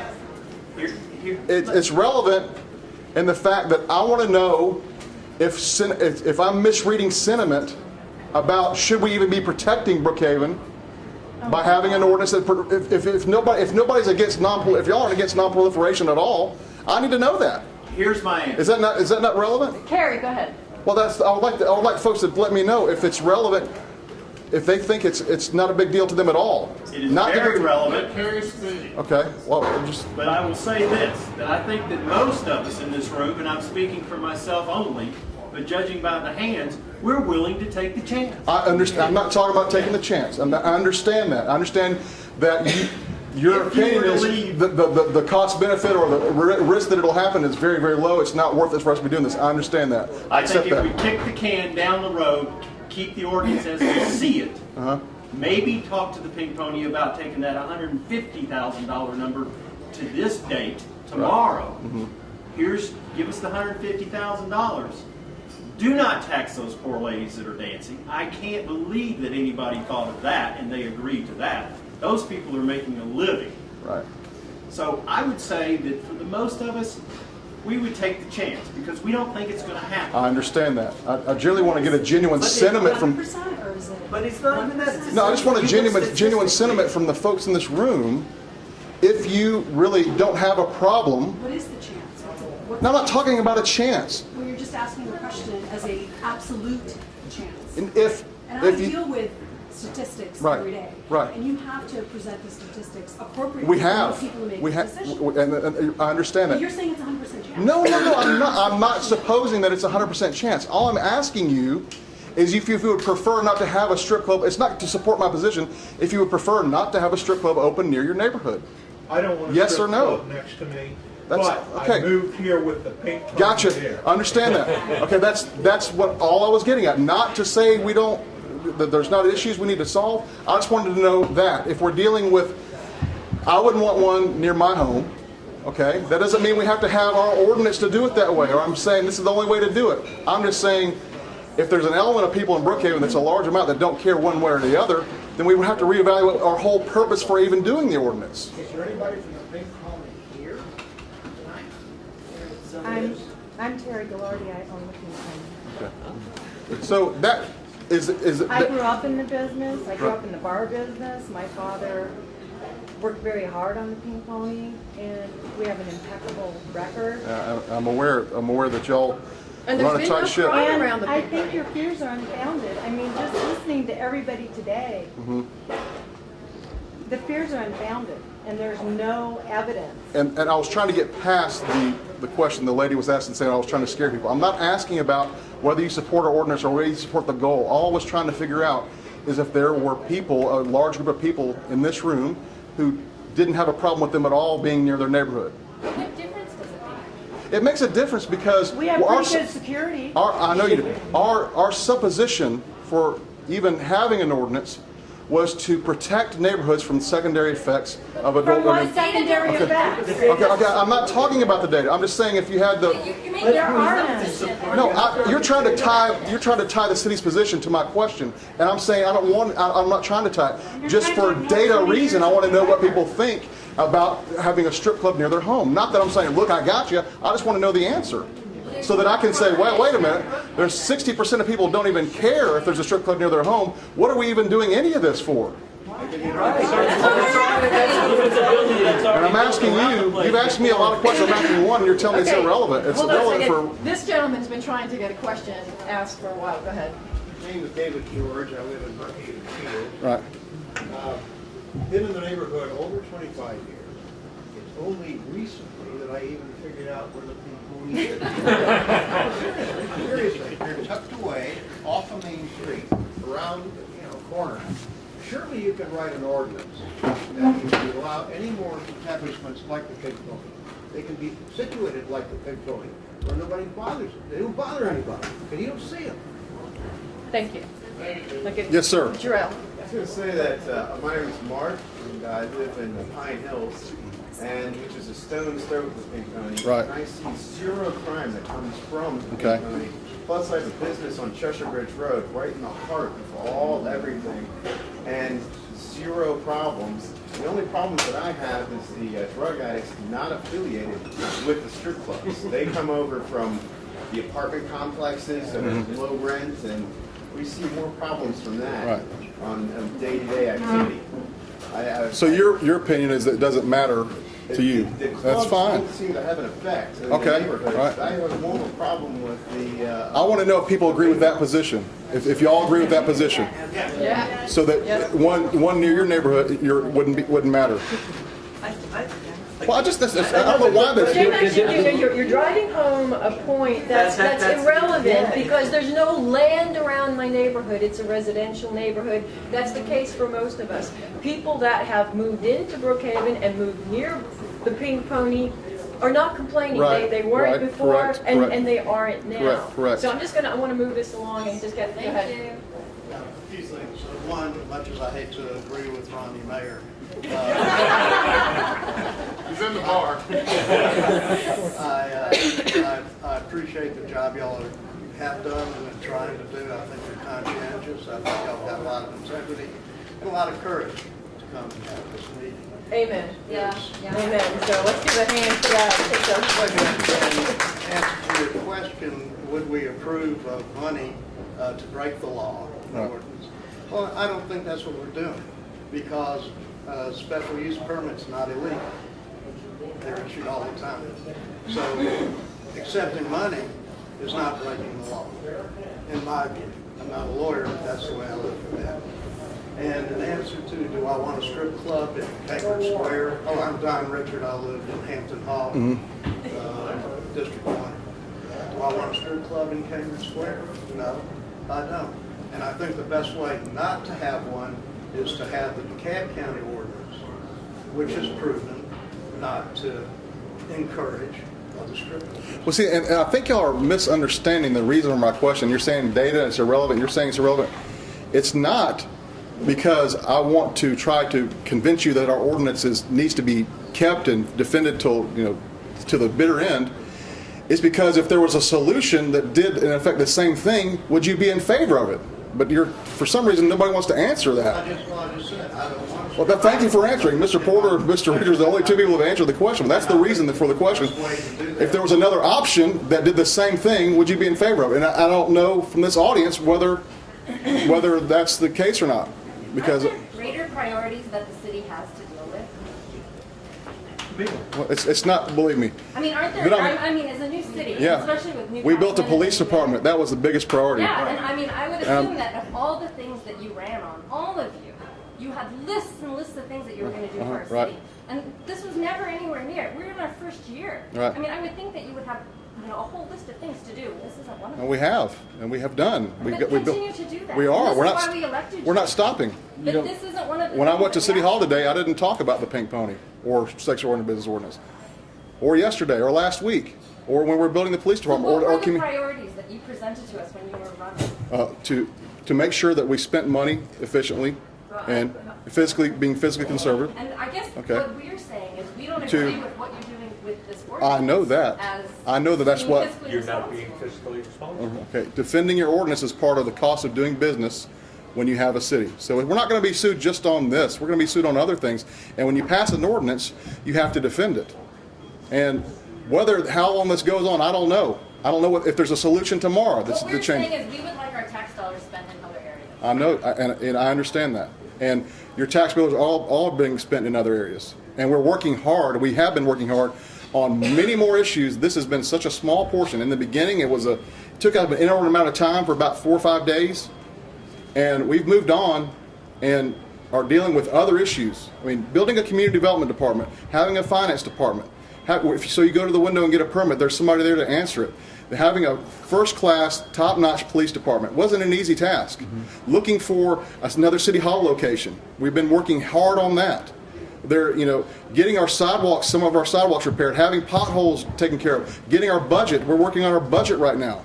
We're going to have, we got money to spend this year on parks. We got money to spend on sidewalks, new sidewalks, not just repairing old ones. We'll have our paving program start next year. We're looking at taking over 911 because when we get a 911 call, it takes 20 minutes sometimes before we get routed to Brookhaven Police, who respond in 3 minutes. So, You could have $10,000 more in your budget to do all that. well, that's More than that. Let me just say, I don't think anybody here disagrees that the city's doing a great job with all the things that they were elected to do. I just don't want people to think that Yeah. we're spending a huge amount of time on this because we're not. So, all those things are getting done, and those are the things, that's their job, so to speak. It's what they were elected to do. What we're looking for now is a sign of great leadership, because you're not a great leader until you've been tested. This pink pony is a litmus test for City Hall, okay? It's a litmus test to see if the reason that we voted to become a city is real. Is it, most people voted to become a city and disagree, hands raised if I'm wrong, because they wanted decisions brought back to the people that live and work here. Because they wanted to make decisions about what they think is best for the community, not what a handful, 4 people, think is best for Brookhaven. Is that why you voted for the city? Whoever did vote for it? Show of hands. Yes. So it's, You didn't vote for the city. I don't know how many people voted or didn't vote for the city, but we are a city. And a big part in what everybody campaigned on is we're going to represent you. But right now, we are being forced, the community, to defend what we want instead of City Hall saying, hey, this is what we want for you. You need to defend it to us. It should be what we want, not what you guys want. But I feel like the whole community is being put in a position where we're having to ask and beg and do a poll and pay for it and have these meetings to get 4 people to actually represent the people that elected them. That to me, that's the big elephant in the room. It's not the pink pony. It actually has nothing to do with the pink pony. It has to do with an issue that the community has spoken. 75%, if you go by the poll, okay, 75% of the people want the community to settle. And everybody got this email. It was in all the papers. And if you just go by these numbers, how many people here are in support of continuing the litigation with the pink pony? Show of hands. 0. Okay. I know it's not a representative sample, but all those people got the emails too. Yeah. Okay. It was in all the papers. So if that group of people felt strongly, they would be here.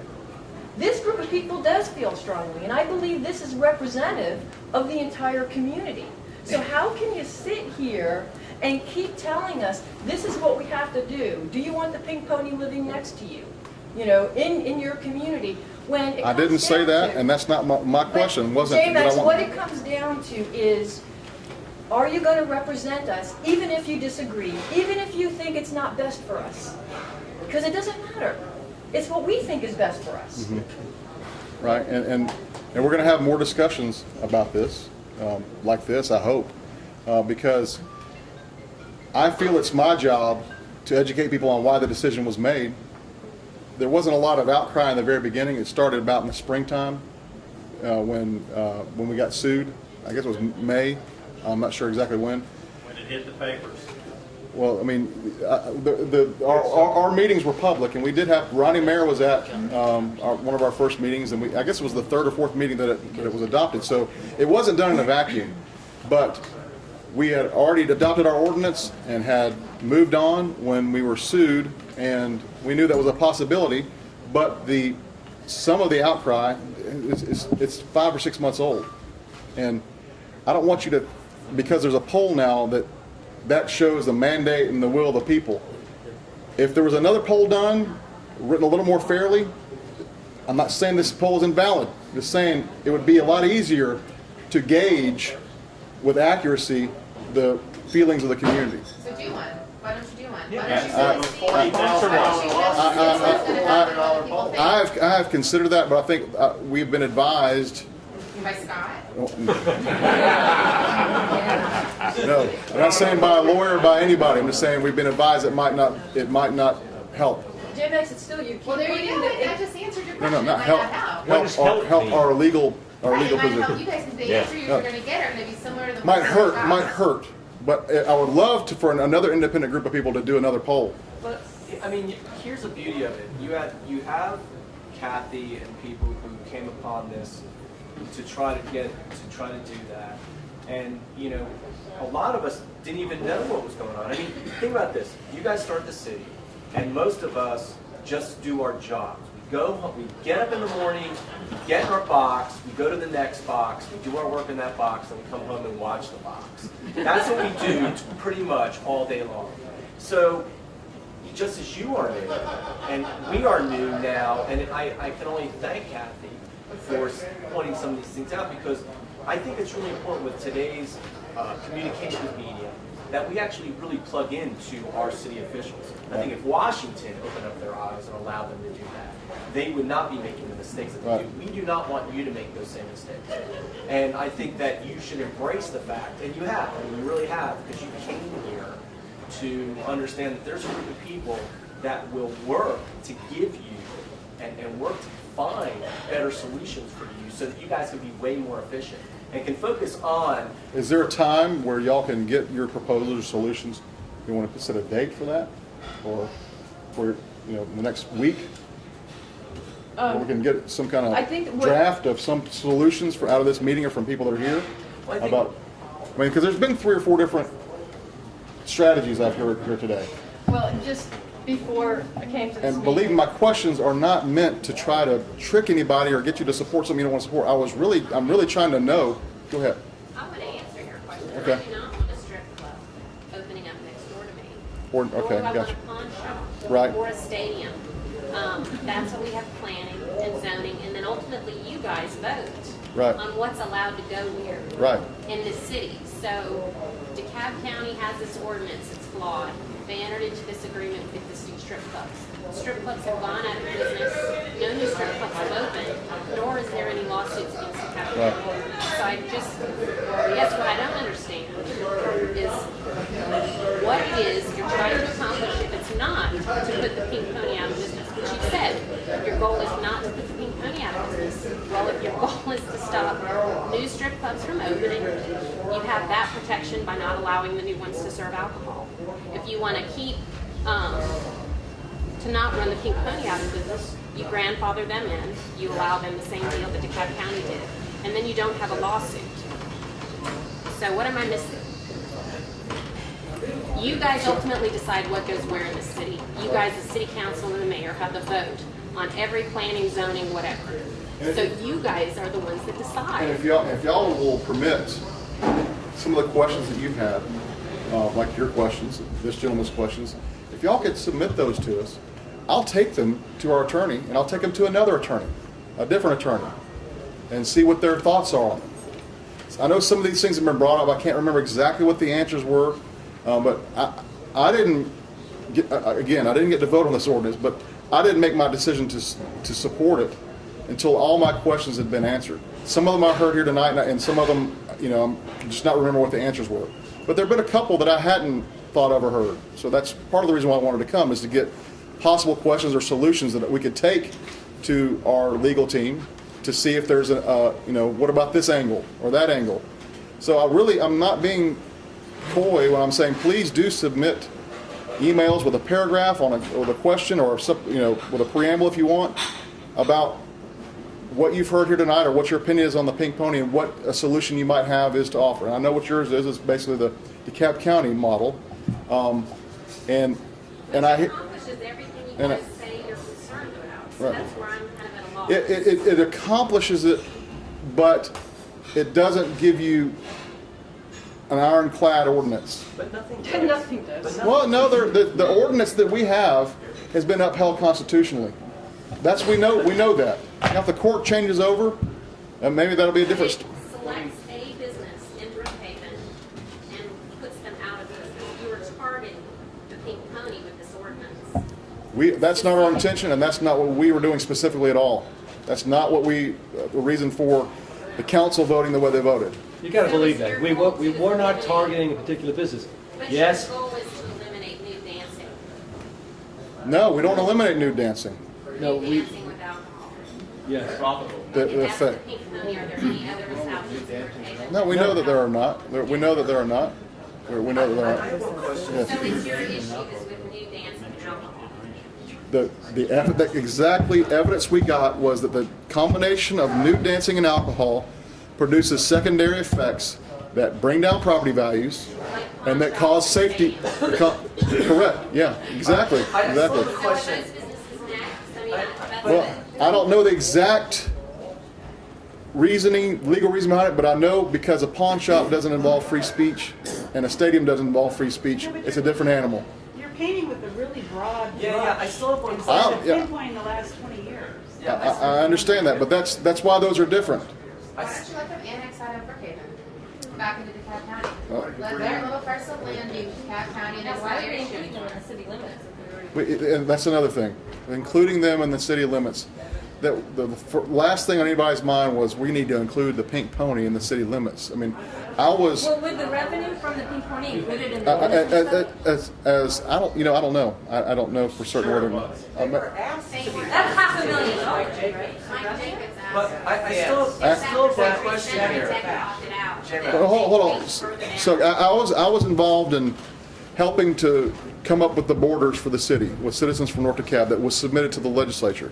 There was never a map submitted to the legislature that had Century Center or Plaza Fiesta in At it. the very beginning, and that's what the revisions And- to the Carl Wilson study were addressing, was basically removal of Century Center initially, and then removal of the Plaza Fiesta and the airport areas. Right. And that's when, prior to that, you had reached further down the highway and Okay. did include the Pink Pony. Okay, I don't know of anybody on That Citizens tax for North. revenue made your study work. I don't remember anybody from Citizens of North DeKalb asking that the Pink Pony be included in the boundaries. I don't know. You're saying Mike Jacobs said Pink Pony coming to the city. I don't know. That wasn't considered. It really is nothing that we thought about, and it just wasn't a part of the discussion. You know, J-Max, I know it's really important. You guys want to do the right thing. You want to look at the secondary effects and everything like that. But the information, the statistics that Kathy's given you, the statistics you guys have had, I mean, they had to have been presented to you. I mean, it's not like you're walking in this blind as if there was never a Pink Pony and there was never this. You guys have really good data, to make the right decision. One of the disconnects I have is me as a business owner, when I'm given the data to make a decision and make the right decision. You guys have been given great information. The right decision would not have been to go in this direction at all, even to create something, because it really did pick on an establishment that has been basically a good citizen. You know, and it's weird. I think that's another thing that we have a problem with. We have a good citizen, even though that good citizen is a strip club, nude dancing, that serves alcohol. Yet it's really been a model, and that is a model that you can present, you know, for what you want in business. I think the challenge we have is just this disconnect. You're giving great information, you can make a great decision, yet you guys went off that. It's illogical. I think we all. What great information are you talking about that we got in December? I mean, statistics. I mean, you would have gotten the same statistics that they've been there for all these years. That you saw a decrease in strip clubs instead of where more strip clubs would come in. No crime. No crime. You saw actually more businesses come up around them. You didn't see any secondary decline. I mean, you have all this data from 1990. I mean, how many years is that? 24? 22 years we've been. 20, yeah. I mean, it's just a lot of great data. And that's the thing that really concerns me. And the other thing that concerns Kathy is that, hey, she did this poll and she felt like nobody really wanted to listen to her. I mean, even if she went one way or the other, She didn't care about the poll. She just wanted her voice to be heard. Uh-huh. And I gotta say once again, thanks. I mean, you've allowed us to express that. And by the way, it wasn't she did the poll. I mean, we had the whole community. No, I know you did, but HOAs yeah, behind this, and you know, Yes. and anybody that I spoke to wanted to get behind conducting the poll. Do you want to speak? Oh, sure. We can do about 15 more minutes or so, and then we got, okay, go ahead. Mr. Riley, go ahead. Okay.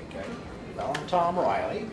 Hi, J. Max. Hi, Kathy. Hi. And I've been in zoning in this area for something like 35 years. It was woods and swamps when I first came out here 60 years ago.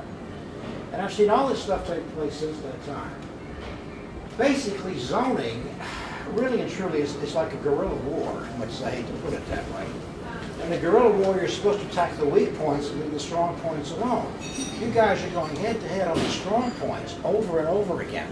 Pink Pony versus the city of Brookhaven. And I'm very concerned that if we keep on doing this, both sides are going to lose. If I had to put one zoning concept in front of this group, just one, how about something along the lines of if it ain't broke, don't fix it. We really need, I think, to let this thing go. Much as I hate to say it, I've been thinking about this for a long time. For what it's worth, that's my opinion. Kathy, Thank you. can we take this and move it to the direction of alternatives? Yeah. Okay? Yes, yeah, and that's, I thank really you. want to get into that. Yeah. So, I know, none of us are probably working on our zoning degrees or law degrees at night, but it's a smart group of people here. And what I just want to do is have us throw out ideas. I started with that earlier. I think that the DeKalb ordinance actually worked well, as you were saying, because we've had no new establishments opening up in DeKalb County. It hasn't even been challenged. It has been challenged. Okay, it's been challenged, but not successfully. Right, not since it's been challenged. So why don't we talk about those barriers to entry? Because I think that's where we do have some influence, and we can influence barriers to entry through developing zoning that would limit the impact of any possible new entrant. That's one of their concerns is, they want to make sure there's no new entrants into Brookhaven. I think J-Max, Joe, and everybody else would be okay if they knew it was just a Pink Pony.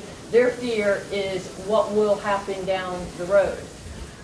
So increasing barriers to entry and then looking at ways of increasing those barriers to entry. So why don't we start there? Can I direct it a little bit here? Yeah. Okay. I'm a businessman. I run my own business. And I made a comment on this publicly at one of our council meetings, that it pains me to think that we may come up and be facing a decision that could be putting somebody out of business. You've got people that work for you. You've got lives that are being managed by the income they make, kids. There's no doubt about it. There's an impact. And you just can't take a callous attitude on it. It's got to be a sensitive approach. And I'm really anxious about this part of it because we've struggled internally to talk about what we can be doing as a potential alternative. Nothing has surfaced that really has been applicable. Some good ideas, I think, came out of this. I'm taking some notes. Who was the gentleman that did the Tampa? That was Bill Roberts. Bill Roberts. He's left. He's not here. Let's make sure we get him to send that in formally on an email request. You know Bill. He's a BPCA. So what is it you want him to send? Whatever his comments His were. comment about Tampa with the BYO, Okay. and then charge for the. Can I for the just make a accessory. comment on that? Sure, please. As a bar owner, I've been in business myself outside of my father, and I lived in Las Vegas. I had my business in Las Vegas, and they have the BYOB. The problem I have with that is now the bartender does not have control over how much that patron is drinking. Okay. I just wanted to throw that out No, there. thanks. There's always ramifications when you come up with suggestions. We have really strict controls, and our bartenders are trained Right. to judge a person and how much they've drank to cut them off. When you have someone bringing in their own bottle, then you've got a kind of a free Gotcha. flow. Okay. Well, I wanted to. No, thanks for the input. I don't want to close any idea. I think every idea should be brought in. See where it wants to go. Maybe it's applicable, maybe it's not. Thank you for the input. Yes. I'd like to reiterate something that's been said a few times.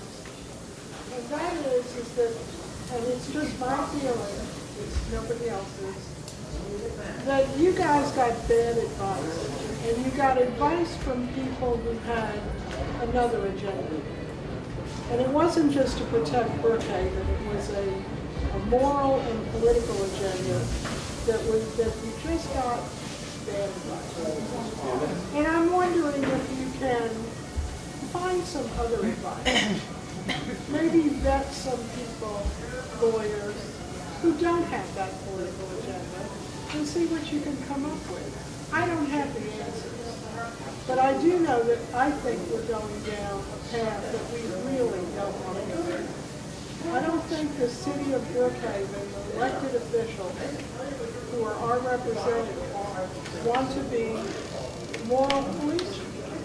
I think we all want a well-run city with representatives who actually represent us. And I think that as long as people aren't breaking laws, that we all want a successful community. And if that means allowing the pink pony to exist, I have no problem with it. And no, I don't want a strip club in my neighborhood. Thank you. However, that being said, I don't mind the strip club being where it is. And I certainly don't mind the record that it has. Okay, so your suggestion is, if I can read, if I can repeat what I'm hearing, that we should invite in alternate attorneys to look at what we've been advised on. I'm not saying free fall. No, maybe 2 or 3 different attorneys, so we get a different perspective other than what we've been directed. I think that's a great suggestion. Than to continue to fund a political agenda and a moral agenda that I really don't agree with. I hear you loud and clear. You know, I think one of the things that happened, to your point, is Scott Burkholz has been doing this around the country. Yes. He has a wonderful PowerPoint presentation that if we were on the city council and we heard that PowerPoint presentation, we might be feeling just the way they do. I mean, it's crisp, it's good, it's on, and it talks about all the cases. He's got all the cases that support his points all over the country. But, you know, what we've got to remember is this is Brookhaven. We live in a kind of an emerging urban environment. People that live here have a certain mindset about what they're comfortable with and about what their risk tolerance is. Because what we have to remember is that every path has risks. There's no way out of that. They know that, we know that, every path has risks. And the path that we're on right now has immediate costs associated with it, okay? Now, settling with the pink pony does not have an immediate cost associated with it, but it may have future costs associated with it. And so it's ultimately going to come down to, where is our risk? Do we want to take on the risk associated now with going down this path? Because it's not just the immediate cost. The other risk associated with this is that the litigation goes on, you know, for years and years, and it becomes this money pit. So, and the other risk is they stay open during the entire litigation, which is what happened in Sandy Springs. Then the other risk is they might win. So there's all those risks connected to this current path. So an alternative strategy, okay, that has possible future risks. You know, we can look at all those possible future risks. Well, we've got to decide as a community, would we rather stay on this path that has an immediate cost, and we know what those are, and there's risk associated with it, or would we rather, based on what we know, the history, no crime around the pink pony, no new sexually oriented businesses have opened in the area, people aren't bothered by it, based upon what we're hearing here, based upon the poll, based upon the emails they've been getting, the community seems to be very comfortable with the pink pony as it is. Kathy, Get the remember, solution. This whole section was supposed to be on I don't think we suggestions. have the ability to do a solution here. I have we have. suggestions, You have ideas. I would like to hear. Okay, all right, Charles. Yes, you have to. Came here specifically to say Right. that I did some research in a lot of states. There's parts of the clubs one entrance is you go in and there's alcohol and bikinis, Mhm. and another separate entrance is the reverse. So I thought maybe that was something to consider. Good. Bill's thing in Tampa. I mean, and they had two separate entrances, and one has alcohol, one doesn't, one has. And the pasties and G-strings is another. I'm not sure. I guess that's the litigation. Actually almost more offensive. Well, I mean, let's just throw the ideas out and see where they go, rather than. I don't understand, I really don't understand what nudity and, why is nudity and alcohol such a problem? For me, it's just because of the ordinance, and I'm trying to come up with I some way know, around it for you. I I'm know, sorry, I don't have a problem. I grew up in this business and I still don't get it. The casinos are in Las Vegas are topless and everybody's having a cocktail. That's the moral of it. Yeah, I'm sorry, I just don't get it. Okay, let me just make an announcement. We've got about 7 minutes left, so, and then unfortunately. Carol, you want to finish? Yeah, go ahead. The other thing is that I was at the initial presentation when those boundary or those things were pointed out, it was 260 some parcels or whatever. And what I would really like for you to go back and review is not changing the buffer so much where it closes it down to jeopardize this monopoly that could be created or this problem with not having, because that's for all SOBs, not just the Pink Pony. But to maybe review that and change that buffer variance enough to get rid of a chunk of them, or a reasonable amount. Because on the city's website, it talks about, do you want one of these next to your church, to your grocery store? And that's, I think that's kind of stirs people's emotions, because we're not gonna have one next to a church. I mean, we're not gonna, I mean, that's not likely. But to maybe close some of those parcels to a reasonable amount, to eliminate some of these other SOBs, not just strip clubs, but I mean, the full gamut of what y'all are trying to accomplish. Anything else? That's it. Okay, well, two other suggestions that I heard tonight that I think really need to be looked into. One of them is set aside the alcohol and do that under the grandfather. Who was it that offered that? Right here. Was it you? Did you have a question too, or comment? Well, I was just thinking, she's kind of hinted at an option. I know cities have the option, I don't know exactly when they do, but have the option of charging different fees for different cases, whether it's on the business license or the alcohol license or whatever. You mean the entry fee? Raise it to make it prohibited, yeah. That's kind of what she's talking about. Right. Have a checkbox on one of these business licenses, alcohol licenses, something. Yeah, if your business involves these things, check here, pay an extra $100,000. I mean, I think that would limit a whole lot of. Definitely. Yeah, and I think, idea. I don't know how Terry would feel about that, but you know, we're talking about things that it's not pay to play. It's really about barriers to entry. And so we can increase licensing fees, that's one option. Develop zoning that limits SOBs to extremely small areas. Okay, and so if there is a new entrant into the market, its impact would be minimal. So we're mitigating risk, reducing it. And then I learned about this SLUP process. I spoke with one of the attorneys, Bob Dallas, and based on that conversation with him, I became very aware of the fact there are alternative strategies for dealing with this. And that's why we need to bring into the mix somebody that, doesn't have a dog in the fight here, that can give us, based on their experience, other ways of going about these. And these are some of the ideas, I gathered from him in terms of licensing fees, employ the SLUP process. And I was learning about SLUP, but it's another tool for increasing barriers to entry. And it reduces the likelihood of having more entrants. And for anyone that doesn't know what it is, which I guess is most everyone here, it's a process that allows a community to consider the external impacts of a proposed use on a piece of property. And so basically it's another process that defines what can be done with a particular parcel of land. And it's been used successfully by DeKalb County against churches. So if it can be used against churches, it can be used against SOBs as well. Okay, and so there's just all these different tools out there that I think City Council needs to look at more carefully and with a more open mind.